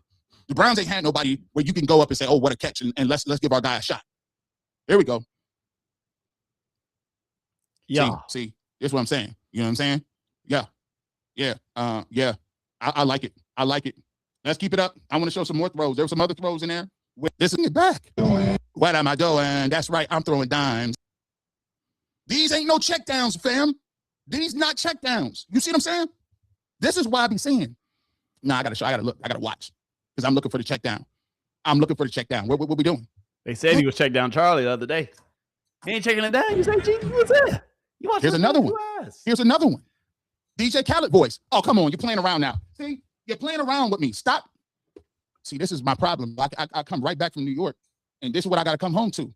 I got to come home to these dimes and these plates all around my house. He's putting plates. Look at Denzel Boston. That's why I be trying to tell people, I don't know if you could say Denzel Boston. Nah, bro. Nah, fam. Look at this one. This is my problem. Nah, fam. This is the biggest problem that I had was these throws have been on display since last year. Remember the first game where he came out against the Panthers? And here's how I knew we was living in an alternate world. I knew he was living in an alternate universe. I said, bro, he's been showing this. He been throwing dimes like this. He been throwing dimes like this since the Panthers game last year. Come on now. Like I want to see where the people. Oh, this is what? Look, I'm gonna stop it for you. This G Bush over here looking. I'm looking. Come on now. Come on. What are we doing? Drake, what are we doing? Oh, right, that's right. I'm doing me. He throwing dimes. Listen, bro, old Drizzy voice. Are you serious? I mean, I don't care if this is high school, middle school, JV games on Sunday morning. That's a dime in any world. Facts. It's a dime in any world, bro. Even if it's 707. Like I said earlier. It's a dime in any universe. Facts. I just, you see what I'm saying? This why the work was so nasty. And the thing about it is, I keep listening. This ain't just like listen. I can't even edit this. This ain't no edit. This ain't no chop it up. This ain't chopped and screwed. No, Denzel Boston caught every football from everybody. Whether it was Deshaun Watson or Shador, every football. He going up to go get it. I said, man. Look, man, I don't know what these dudes talking about. I'm confused a little bit. Let me show you the other. I'll give you another angle. Maybe you thought G. Bush was playing around. They do is go to this website, and it lets you find out exactly how much. You can see how he's standing. You see who out there. Big dog right there.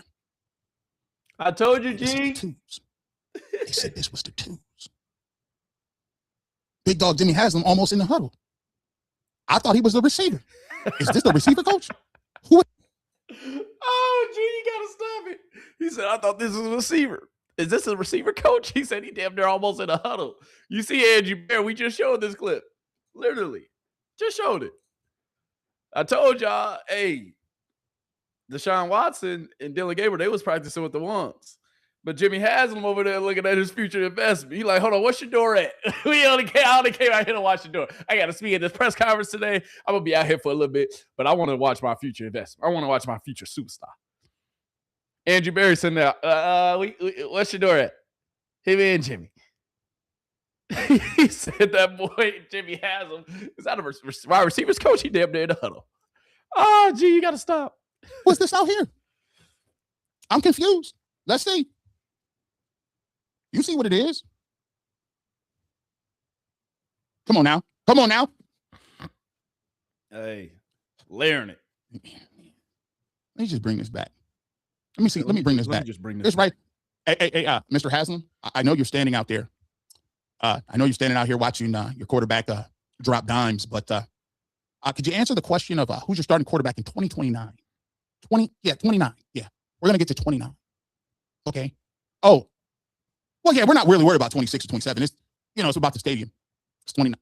Watch this. Let me show you. Come on now. There's a dude. Look at this triangle of danger. There's a safety breaking on the ball. There's a corner that's playing zone that's dropping back. Listen, you have to layer that football over the top. I had to argue all off season about tight window throw. Argued. Getting in his bag. It's another one. It's a dot, man. That's a glazed dot. It's a glazed dot, bro. It's either glazed donuts or is it a cake donut or what is it? Is it a Krispy Kreme dot? It's a dot. He said it's a dot. And Big Dog Jimmy was sitting there watching like this with the pristine button up on. You ever notice rich people's button ups would be the same button ups as yours, but they sit a little different? I'm like, man, I don't understand how your button up look like that. My button up don't look like that. My button up be like regular. It's just the same. They like, nah, it's the thread count is different. Regular. They button ups be made out of like pillowcases, bro. I'm like, man, this is soft and durable. I'm just saying. Just saying. What else we got here? Is another throw? I can't make all the throws up. What are they doing over here? He's still in traffic. You can't even see it. He's still throwing in traffic. Look at this. He said you can't even see this. Man's still throwing in traffic. I can't even see. Yeah, hey, y'all. It's almost 3,000 people here. Hit that 900 likes. Come on, folks. Hey, hit the like button, bro. Even if you a hater. I don't like to call people haters. Even the coaches on the other field looking at what Shador doing. It's free. It's free. Hit the like button, dog. We giving you content. We back. And even if you don't agree, you can't lie and say it ain't entertaining. Another dot. I'm just saying, bro. Look, man, collar a little stiffer than a rich button up. Took it to the cleaners. Let me show you something. Remember what we talked about before. Remember what we talked about. Todd Monken always consistently says, he always giving y'all this. They always giving you this. Todd Monken said, I ain't choosing the quarterback. They don't choose the quarterback. The team don't choose the quarterback. That's what's going to happen. Let me tell you something. This is why I like to go to stuff. I like to give you the reaction. Let me drink my water. It was a little hot outside today. Excuse me for quenching my thirst. Let me tell you this. Talk to him, G. When I went out to camp, I wanted to see the energy. Because it's the difference between being in the game and we live in a bubble. You know, usually, generally speaking, I live my life on the internet. And I see so many people, but you can't process this. And it's not a humble brag or nothing. Like if somebody say, you know, we did 1 million views, 1.5 million views, which is a blessing, bro. But you can't count 1 million nothing. You can't count $1 million. You can't count 1 million hats. You can't count 1 million anything. The number is too big and expansive. Like the human mind is based on small things that you can live day to day. And 1 million or anything, you can't, there's no comprehension for it. But let me tell you this. Talk to him. When I went to camp today, I like to go because sometimes you live in a bubble and your perspective may not be what the websites your competitors don't want you to know. Part 2. All you do is go to this website. Come on, and it lets you find out competitors. We don't care. I like it. Like I love rec. I love music, right? I love music. Analogy out. And we talk about it on different other platforms. When music hit, that's why hip hop is a youth movement. They'll tell you if a record is hot by the DJs playing it. The DJs playing the record will make it undeniable. It don't matter if it's a name. It don't matter if they got a video. The record has energy. Ain't no facts. But you know what else has energy? The fans. Who is your QB1 in your opinion? I mean, is that even a question? Shador. I think Bristow should be the quarterback, but probably is going to be 4 to start. However, we out here at camp, and this is where, you know, jobs can, you know, be took. And if Shador can capitalize on a couple of things, maybe he can take the job. But I think Shador should be the quarterback. I think 4 will probably be QB1. Shador Sanders. I believe in young talent. I believe in talent that loves the city. I think we owe him a chance to show the love back. Me personally, I really don't care who QB1 is. I just want good quarterback play. In the last few years, that's probably been the weakest position we didn't have. So whoever go out there, either 230 or number 2, I'm cool with it either way. I think QB1 should be Shador because Shador just like that, you know. He said he just like. I think like Shador just like the perfect fit for our team. I think Shador Sanders. I know you're paying Deshaun Watson a bunch of money, but you literally have nothing to lose. He can't do any worse. I feel like it should be Shador. I've been following him for a while. He works hard, and you can tell like his improvement since last year. Like all the things he did through, like he just channeled that, and he's putting all his all into it this year. So I'm excited. I think it's going to be him. I think Shador Sanders should be the QB1 because I think he gives us a future and more to build off of rather than Deshaun Watson. I think QB1 should be Shador because he got a lot going. Deshaun, he's already had his years and he hurt. like Shador He said he hurt, bro. That boy back. I mean, at the end of the day, it's Shador Sanders. But before that, his stats are just better. He wins more games. He's a winner. Deion Sanders is a winner. So is his kid. It's Shador until we win the Super Bowl. Hey, y'all see the sentiment that's going on out there? You see what the fans want. Shador, just do your job on the field, man. Everything else going to take care of itself. We behind you. The way people move around the record will tell you whether it's a hit or not. Everyone, what? You knew. Oh. Yeah, G. Yeah, G. You Hey. Hey, listen. I just went to the Usher concert. And Usher wasn't getting love like that. I just see Chris Brown just glide all across the doggone stadium. He didn't get all that. Bro, these cats was wilding out. I was like, what are we doing here? I mean, these dudes, little kids was like, they wasn't passing out, but give them a couple months. Let them start throwing some touchdown passes. Hey. Let me just tell you this.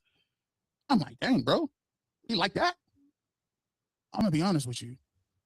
What they didn't understand is the way stories work and the way literary analysis work. It's called the hero's journey. Every single, whether it's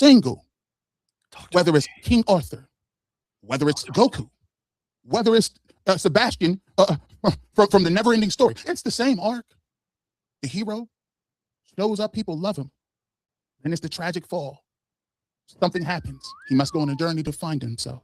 He finds himself. He overcomes the odds and really finds out the real meaning. It's not you winning, but it's the journey that really matters. Every story you never heard is the hero's tale. Go look it up. Don't just take my word for it. This ain't Reading Rainbow. Don't take my word for it. You ain't lying, G. It's actually crazy because what people don't know is the 5th round slide and people going over top to troll and hate and actually made it work. They actually elevated it. They actually took it to the stratosphere. Because from the bubble that we live in, they don't understand it. I just went to go speak at shout out to John Fanner's camp. He has a broadcasting camp. John Fanner has a broadcasting camp. He asked me to speak at it, invited everybody from UCSS. And when I went there, it was a microcosm of that. But this time they were a little older. They're in middle school. They're in high school. Same energy. And let me tell you something. They don't look like me. They don't. This is 8 to 18 young white boys, girls, early men, young women with that same energy level. And I looked around and thought I was in the wrong place. See, the thought process, what they told you, because we in a bubble. We keep showing you and showing you and showing you. But then I realized we was in the minority. I was in New York. People asked me, oh, you from Cleveland? Are they going to start Shador? What the heck? That 5th round pick that people kept saying stuff about only made it bigger. It only made it stronger. It only made people really like wild out. Like I want to show you something, bro. This ain't, you know, their parents might not like Shador Sanders. Hey, but I know what jersey they getting for Christmas. I want Shador Sanders. Hey, listen, I done been here for Deshaun Watson. Baker Mayfield was the #1 overall pick. We had Odell Beckham Jr. Odell Beckham Jr. ain't had no people wilding out like that at all. Not a little bit. What are you talking about? Nobody wilded out for Myles Garrett like that. And he was getting 70 sacks a year. He said he was getting 70 sacks a year. You 72 sacks. Rosie asked me. He said, man, LeBron, he come back to Cleveland. You was joking, said who would be bigger, him or Shador Sanders? Yeah. Shador Sanders, shout out to him, bro. They asked me, where you from? He said Cleveland. Hey, you see the 2G? He called with it. He called when I said, bro, listen, that's crazy. Hey. He sang out, where you from, dog? I'm from Cleveland, dog. When a person tell you my favorite team is the Browns before they picked them, bro, ain't nobody. Come on, ain't nobody wild out like this. You tell me who wild out like this. Mind you, look where everybody else is at. You see on the other side, where everybody at?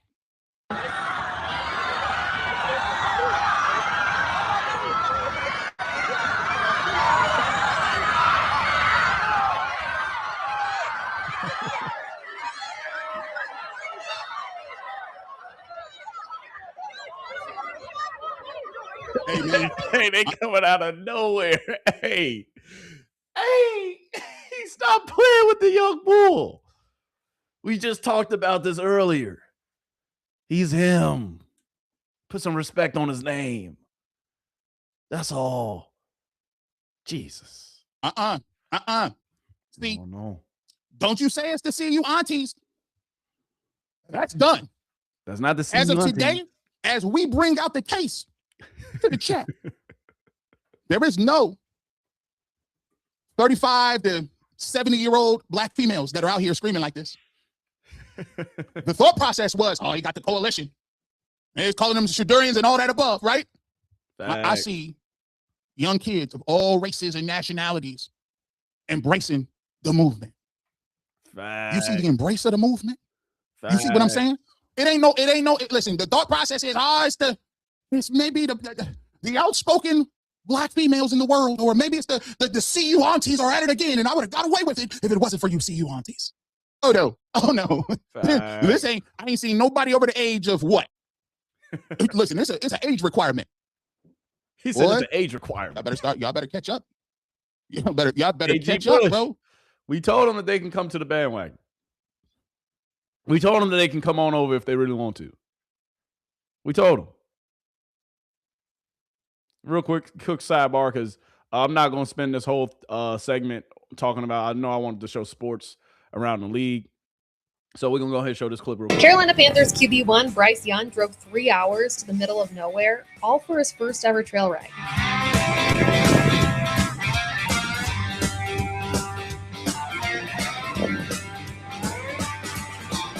Oh, he's doing good. He's doing good. He said he's doing good. He's been riding. SO2 him. Look at his face. Oh, my goodness. But SO2, Bryce Young. I told y'all, hey, them Panthers. Hey, watch out for them Panthers, dog. Watch out for them Panthers, dog.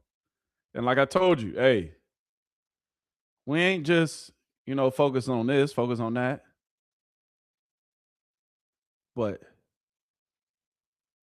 we're going to talk about everybody. So, yes, we're going to get back to Shador Sanders and G. Bush. Appreciate you blessing the chat with them, with conversations about it. But that boy Travis Hunter back too. Yeah, I put on 10 pounds.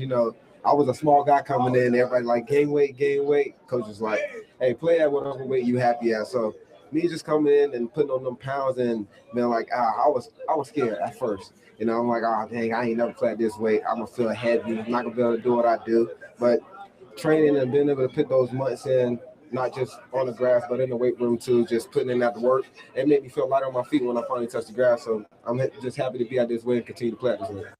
Yeah, I put on 10 pounds. I was a small guy coming in. Everybody like, gain weight. Coach was like, hey, play at whatever weight you happy at.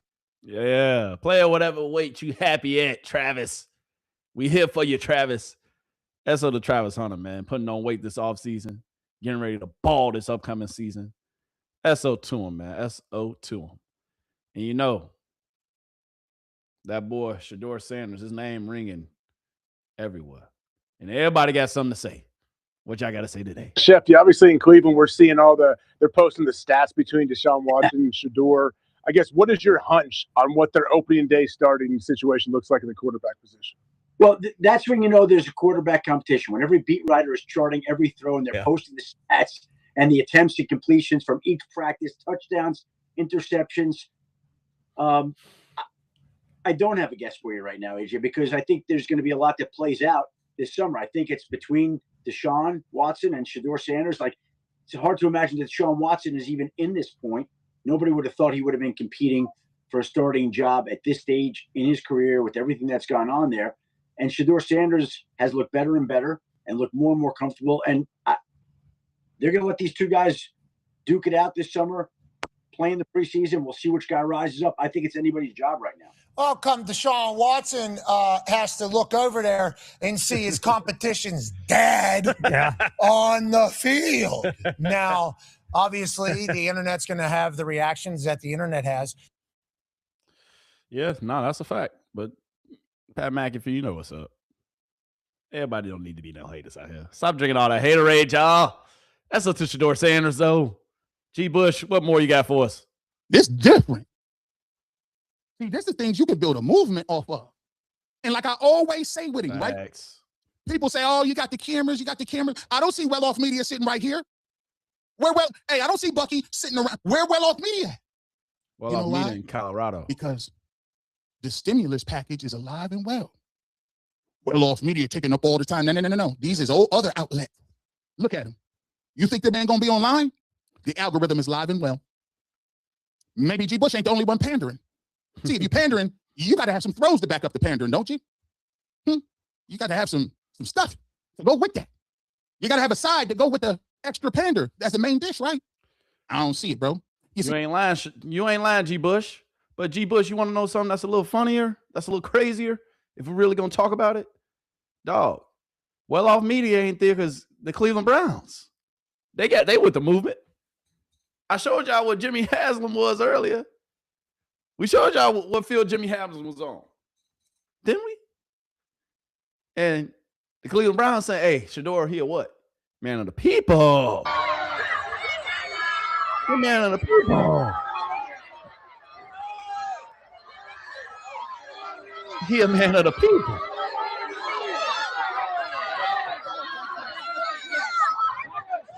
Man of the people. Hey, y'all better get with the move and get right or get left. Cleveland Browns, they know what time it is. The Cleveland Browns, they know what time it is. Yeah. See, today, a lot of things have been debunked. There is no backdoor, elite, CU auntie coalition that's propping up a guy who can't play or can't do anything, that's not humble, that most people don't like. Actually, to be truthful, I see the exact opposite. Me too, G. I could have, somebody tell me, am I tripping? Maybe I'm tripping. Nah, you ain't tripping, G. Where is all the, you ain't tripping. Where's all, I didn't see. Where are the deacons at? I felt like y'all felt like it was the CU aunties in the Baptist church. That was what we was doing. And I done went to 2 events. And guess what? It's everybody that look opposite of that. But that just goes to show you. Perception is what? Is not necessarily reality. You ain't lying. And talent is undeniable. It's only so much that you can say, oh, this ain't this and this ain't that. And by the way, I saw everybody out there. Shout out to every one of my colleagues, all of them. Every last single one of them. I talked to them. I shook hands. We hung out. We took film. We took footage. But I always come back to this. What you come back to, G? When I went out there, I was looking with these. Is Shedeur Sanders perfect? No. Did he have some throws today? It was like, okay, he was off target on that one. Okay. I want to see him get the pre-snap stuff together. Because if you're gonna run Todd Monken's offense, you're gonna have to be in control of that, making sure your guys is not jumping off sides, making sure you get the snap, making sure you get all of that. Those are all things. And I think that's a big problem and a big area that not only Shedeur can work on, but the whole entire Cleveland Browns offense should be working on and concentrating on. Because I've always preached that Todd Monken's gonna give you a lot of plays. He's gonna scheme it up for you where you can use some misdirection, use some motion, where the defense is caught off guard and you got easy yards. Snap it, throw it good. But you can't be jumping off sides. You can't be moving at two people at once. You can't have illegal procedures. You can't have guys pre-snap stuff. So we got to get that dialed in. And I always said, it looks good right now. But we talking about what the pads come on. The pads got to come on because that's when we're going to see you step up and move. And guess what? He can struggle in those situations. Just like Deshaun Watson. I say Deshaun Watson has some good throws today too. But the thing that I'm looking at right now and the way I go about it is this. In life, if you want in business, you got to have 3 or 4 tenets to be successful. First and foremost, you got to be talented. That ain't all you need to be. That's check. We got that. You check, can be right, talented. G? We got that check, right, G? But at this level, everybody can play a little bit, right? The second thing that you need. What's the second thing? The second thing you need what's is you need marketability. Marketability. You say, but that's not necessarily true. Marketability. No, it is definitely true. Because think about it. If I'm going to get 8 wins, no matter what, from this quarterback and this quarterback, but one is marketable through the roof, which one do you think I'm going to pick? Because if I go with that quarterback, the win-loss is still there. The ceiling of what you're going to be is still there. Guess what? You got more jersey sales. You got more games on national television. And what else? Oh, that's crazy. That's crazy. They didn't kick us out of there like that. They didn't kick us out of there like that. No way. No way, Jose. My bad, y'all. But what he was saying is right. You got games on TV, more marketability, and you got more people getting behind the product at hand. Come on now, y'all. Y'all know what's up. SO to G. Bush. SO to Shedeur Sanders. SO to the Cleveland Browns. The movement is here. The competition is real. Deshaun Watson getting it in.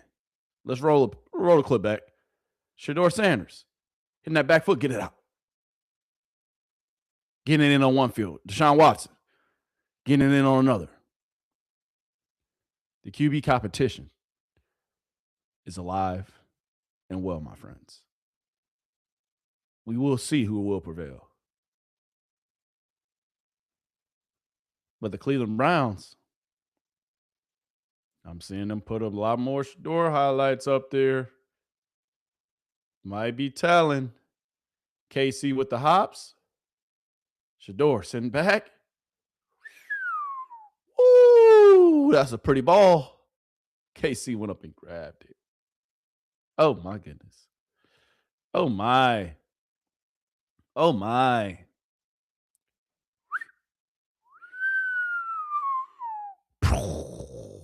Great grab. KC with the hops. Yeah, we see it. We see it, Cleveland. We see it, Cleveland. We see it. We see it. Y'all show is. Hey, all I'm saying, the Cleveland Browns, if we go down, hey, go down their Twitter page whenever y'all got time. Go down their Twitter page. Who they showing highlights most of? Asking for a friend.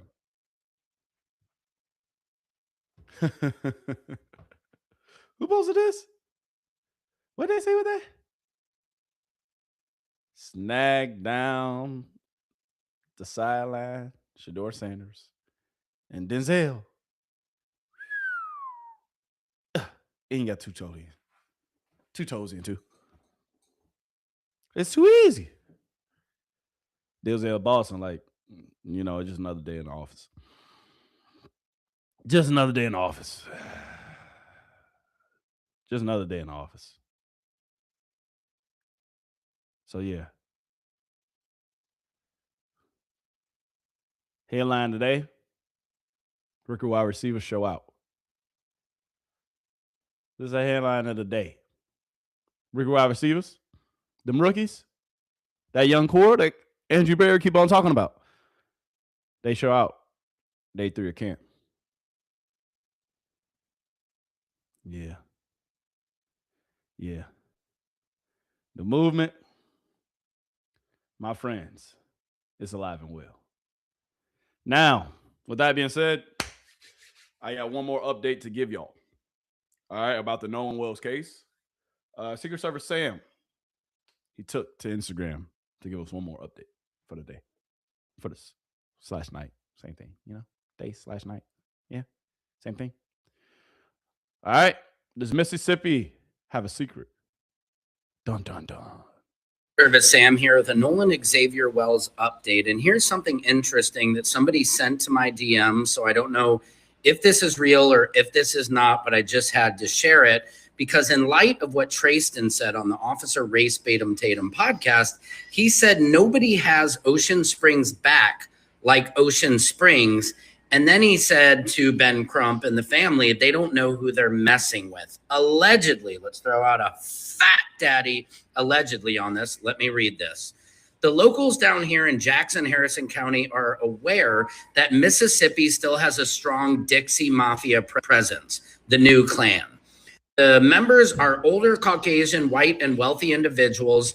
Their entire syndicate currently hold partner ownerships in local real estate industry, the legal field, and there are countless local government agencies, medical physicians, and law enforcement agencies, sheriff's department, coroner, judicial offices, local businesses, owners. There are many businesses along the beach that many people believe are fronted.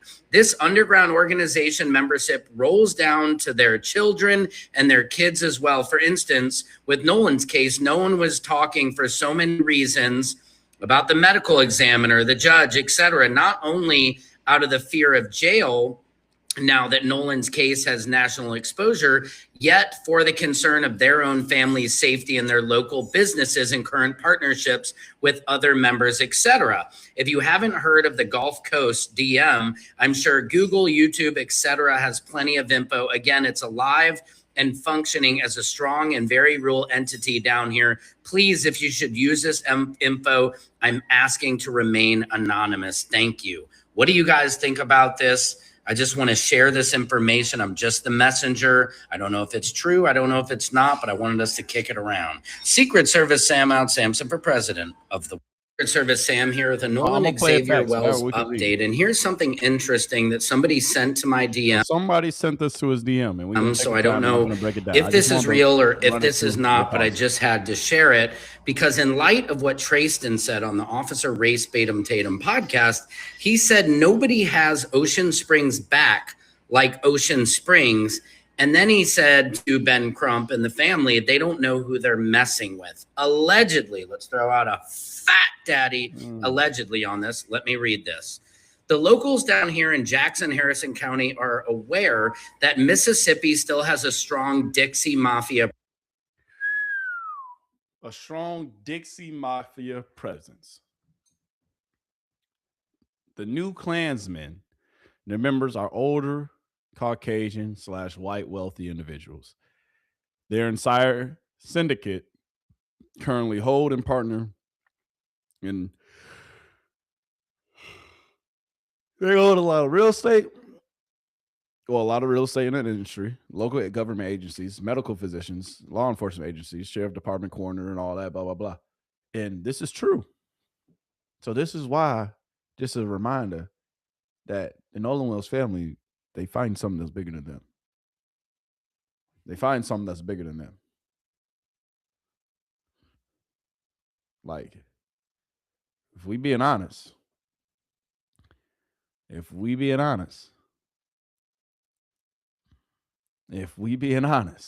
dog, man, oh man, the Dixie Mafia, if you don't know what it is, we're going to break it down. The Dixie Mafia was a loose network of violent criminals who operated across the southern United States from the 1960s through the 1980s. Unlike traditional structured mobs, they function as a shifting coalition of traveling outlaws rather than a single family. They had Mississippi as their unofficial hub. Focus on, you see it right there. You see it right there. Key figures in downfall.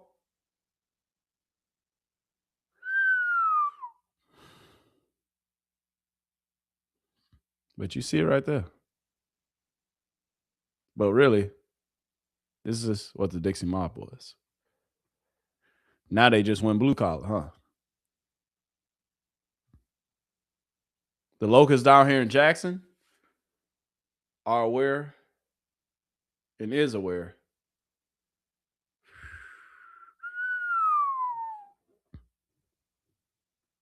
because Tristan said it.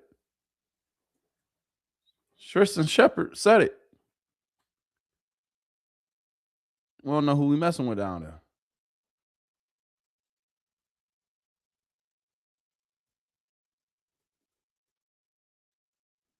We don't know who we messing with, huh, Tristan? Interesting.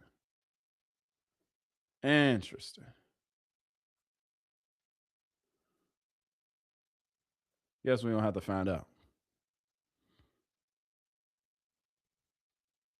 Guess we're going to have to find out.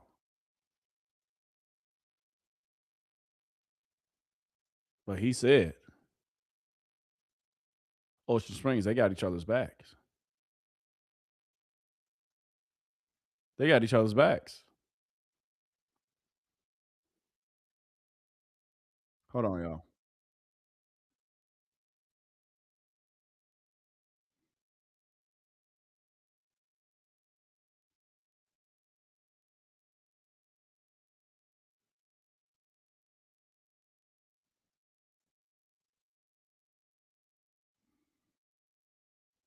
Hold on, y'all.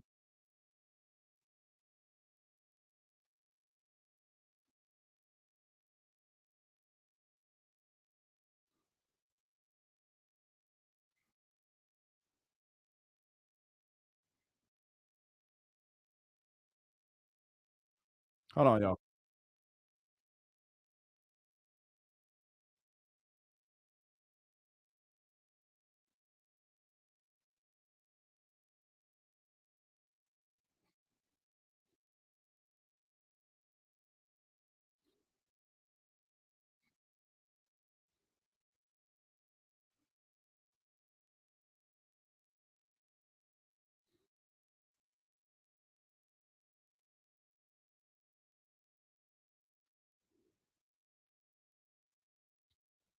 Hold on, y'all. God dang it, I can't find it. I can't find it. All right, but just know this right here is interesting. And I showed that last clip for a reason. Of Secret Sam saying that. Now you do with the information as you wish. I'm not gonna say anything else about it. We're gonna let things play itself out. I'll have more updates for you next week as far as this Nolan Wells case. But just keep the family, keep their name and your players. And, let's just hope that things one day turn around for the Nolan Wells family and they do get the justice that they so deserve. You understand? But just remember, Nancy Wells came out and said the audio is real. So just remember that. We're going to get down to the nitty-gritty. Dave Mack, Crime Stories investigative reporter, was the version that we are playing tonight altered in any way by the Crime Stories staff? No. Nancy? What we did, Nancy, is we used an old school technique to bring out the audio in the background. You have AI enhancements now that are, you just cannot trust the AI because it inserts its own thoughts into it, But when you go old school on this, you isolate and filter. You use an EQ, equalization, to filter, to cut out the low rumble below 80 hertz. You cut out the high hiss above 8 hertz. This gives you the chance to hear that background a little more clearly. Then you boost the mid-range frequency. That's between 300 hertz and 3400 hertz. That matches the mid-range of human speech. Then you apply a simple high-pass filter that removes the constant deep humming or any other extraneous noises that are constant. And this does not alter the content. It merely enhances the content. So when you ask, did we edit or alter? No, we merely enhanced it using basic tools that are used in every production department around the world. This is like Dave Mack, Crime Stories investigative reporter, was the. So just so y'all know, the audio that you hear, at least on Nancy Grace's end, go listen to the one Nancy Grace got. And know that it hasn't been altered and it's official. And it came from the government entity themselves, the Marine Resources Department. Just saying. But on that note, I had a few more things in sports I wanted to touch on, but it's getting kind of late. Boys got plans. I got people to see, things to do. And yeah, I will be back. You understand me? So thank y'all for tuning in. Thank y'all for always showing so much love. So much love. Yeah. God bless you. I appreciate you. I'm grateful for you. And just know we're crawling before we start walking. All right, so make sure you hit that like button. Make sure you hit that bell button for more updates and more newsworthy things that I have coming. This weekend, we will be doing the stocks / real estate update coming Sunday. Tomorrow, I'm taking a day off. But who knows? I might pop open. So you don't know. You never know. Actually, I'm lying. I'm going to be back on it because tomorrow's training camp day 4. So make sure you tune in like around 11, 12. As soon as Browns training camp is over, we're going to go ahead and be covering that and look at the QB tracker and some highlights from yesterday's or from tomorrow's practice. And then on Sunday, real estate stocks coming at you since we kind of missed it earlier this week due to some crazy updates that I had to get to. So regardless, hope y'all staying blessed. Hope life is good. We will talk soon. All right. Make sure, once again, you hit that bell button, you hit that follow button. You come back, you show your boys some love. And just know, hey, I'm going to keep on giving you these gems. And we're going to keep on talking about Nolan Wells and spreading his story and his name. And we will also continue to talk about Shedeur Sanders and how he's balling out here. Because at the end of the day, hey, I know where I got my money. And I know who I got my money on. So with that being said, I appreciate you. I love you. We're going to talk more. Next time we hop on here, I'm going to bring you a lot more sports talk. A lot more sports talks. All right, I'm going to bring you a lot more sports talk. I promise you. All right. Thank you. God bless you. And I will. Hold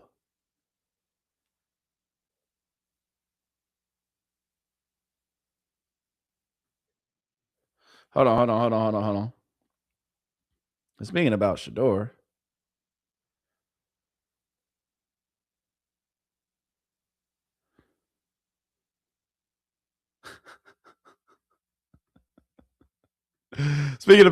hold on. This clip just caught my eye, and we can't go, without it being commentated on. Now, I will tell you this, as Todd Monken being old like me, he does not care that Deion's there. That does not influence him whatsoever. That I know for sure. Now, it's nice because I thought Monken had a human element to it because he's like us. He's like, oh, this is Deion Sanders. This is cool. Doesn't affect how he's coaching. Now, I will say this at practice. I was so impressed with Deion and how he handled himself. Whoa. What'd you say? Practice. I was so impressed with Deion and how he handled himself. No, what you mean you were so impressed with Deion and how he handled himself? Impressed with Deion? Who y'all think y'all is? What did you expect him to do? Run on the field and try to coach him? You expect him to tell Coach Monken, hey, Coach Monken, come here right now. If you ain't start my son, there's going to be problems in hills to pay. That's what you expected? What you mean you impressed with how he handled himself? Y'all boys on 92 through the fan, boy. Y'all look different. So the picture I sent out, people said, well, he's standing on the sidelines. The entire practice, Deion sat in the stands, did not talk to me. He was not rude. Everybody wanted to meet him. He shook everybody's hand. He was just a dad watching his kid practice. Now, the other college coaches, it was a weird thing because first of all, he's Deion Sanders. He's a college coach. He's the quarterback's dad, all this kind of stuff. He's famous, all these things. So it's a unique situation. He stood in the stands and just watched his kid. Did not say a word, did not coach, did not meddle. I will say this, for a guy who has always made it about him, wasn't about him yesterday. He was just. For a guy who's always made it about him, what you mean? He was prime time. He was the show. He is still the show. I just wanted to hit on that real quick because fools going to be fools. And people going to say whatever they want to say, but boy. Yeah. Ish is wild. Ish is wild. Yeah. I'm going to let people live. I ain't going to say too much. I'm not at all. But dog, y'all better stop playing with Deion Sanders and Shedeur Sanders. But with that being said, I appreciate you. We'll talk more on some of these idiots tomorrow. But thank you for tuning in. Thank you for always coming back. And yes, we will talk soon. All right. That's cool. All right. I'll see you tomorrow. Make sure you come back. Make sure you tune in. And make sure you hit that like button, hit that subscribe button. Make sure you also send this to your best friend of another friend, little mama, little Tama, little Timmy, little Joshua, little Susie who stay across the street. Send this to everybody you know. Like all jokes aside, I quit. Let me stop playing. Send this to everybody you know. All right. You got to. You can't keep on keeping all these gems to yourself. All right, stop being selfish. That's not right. But for real though, we out. Deuces. I quit.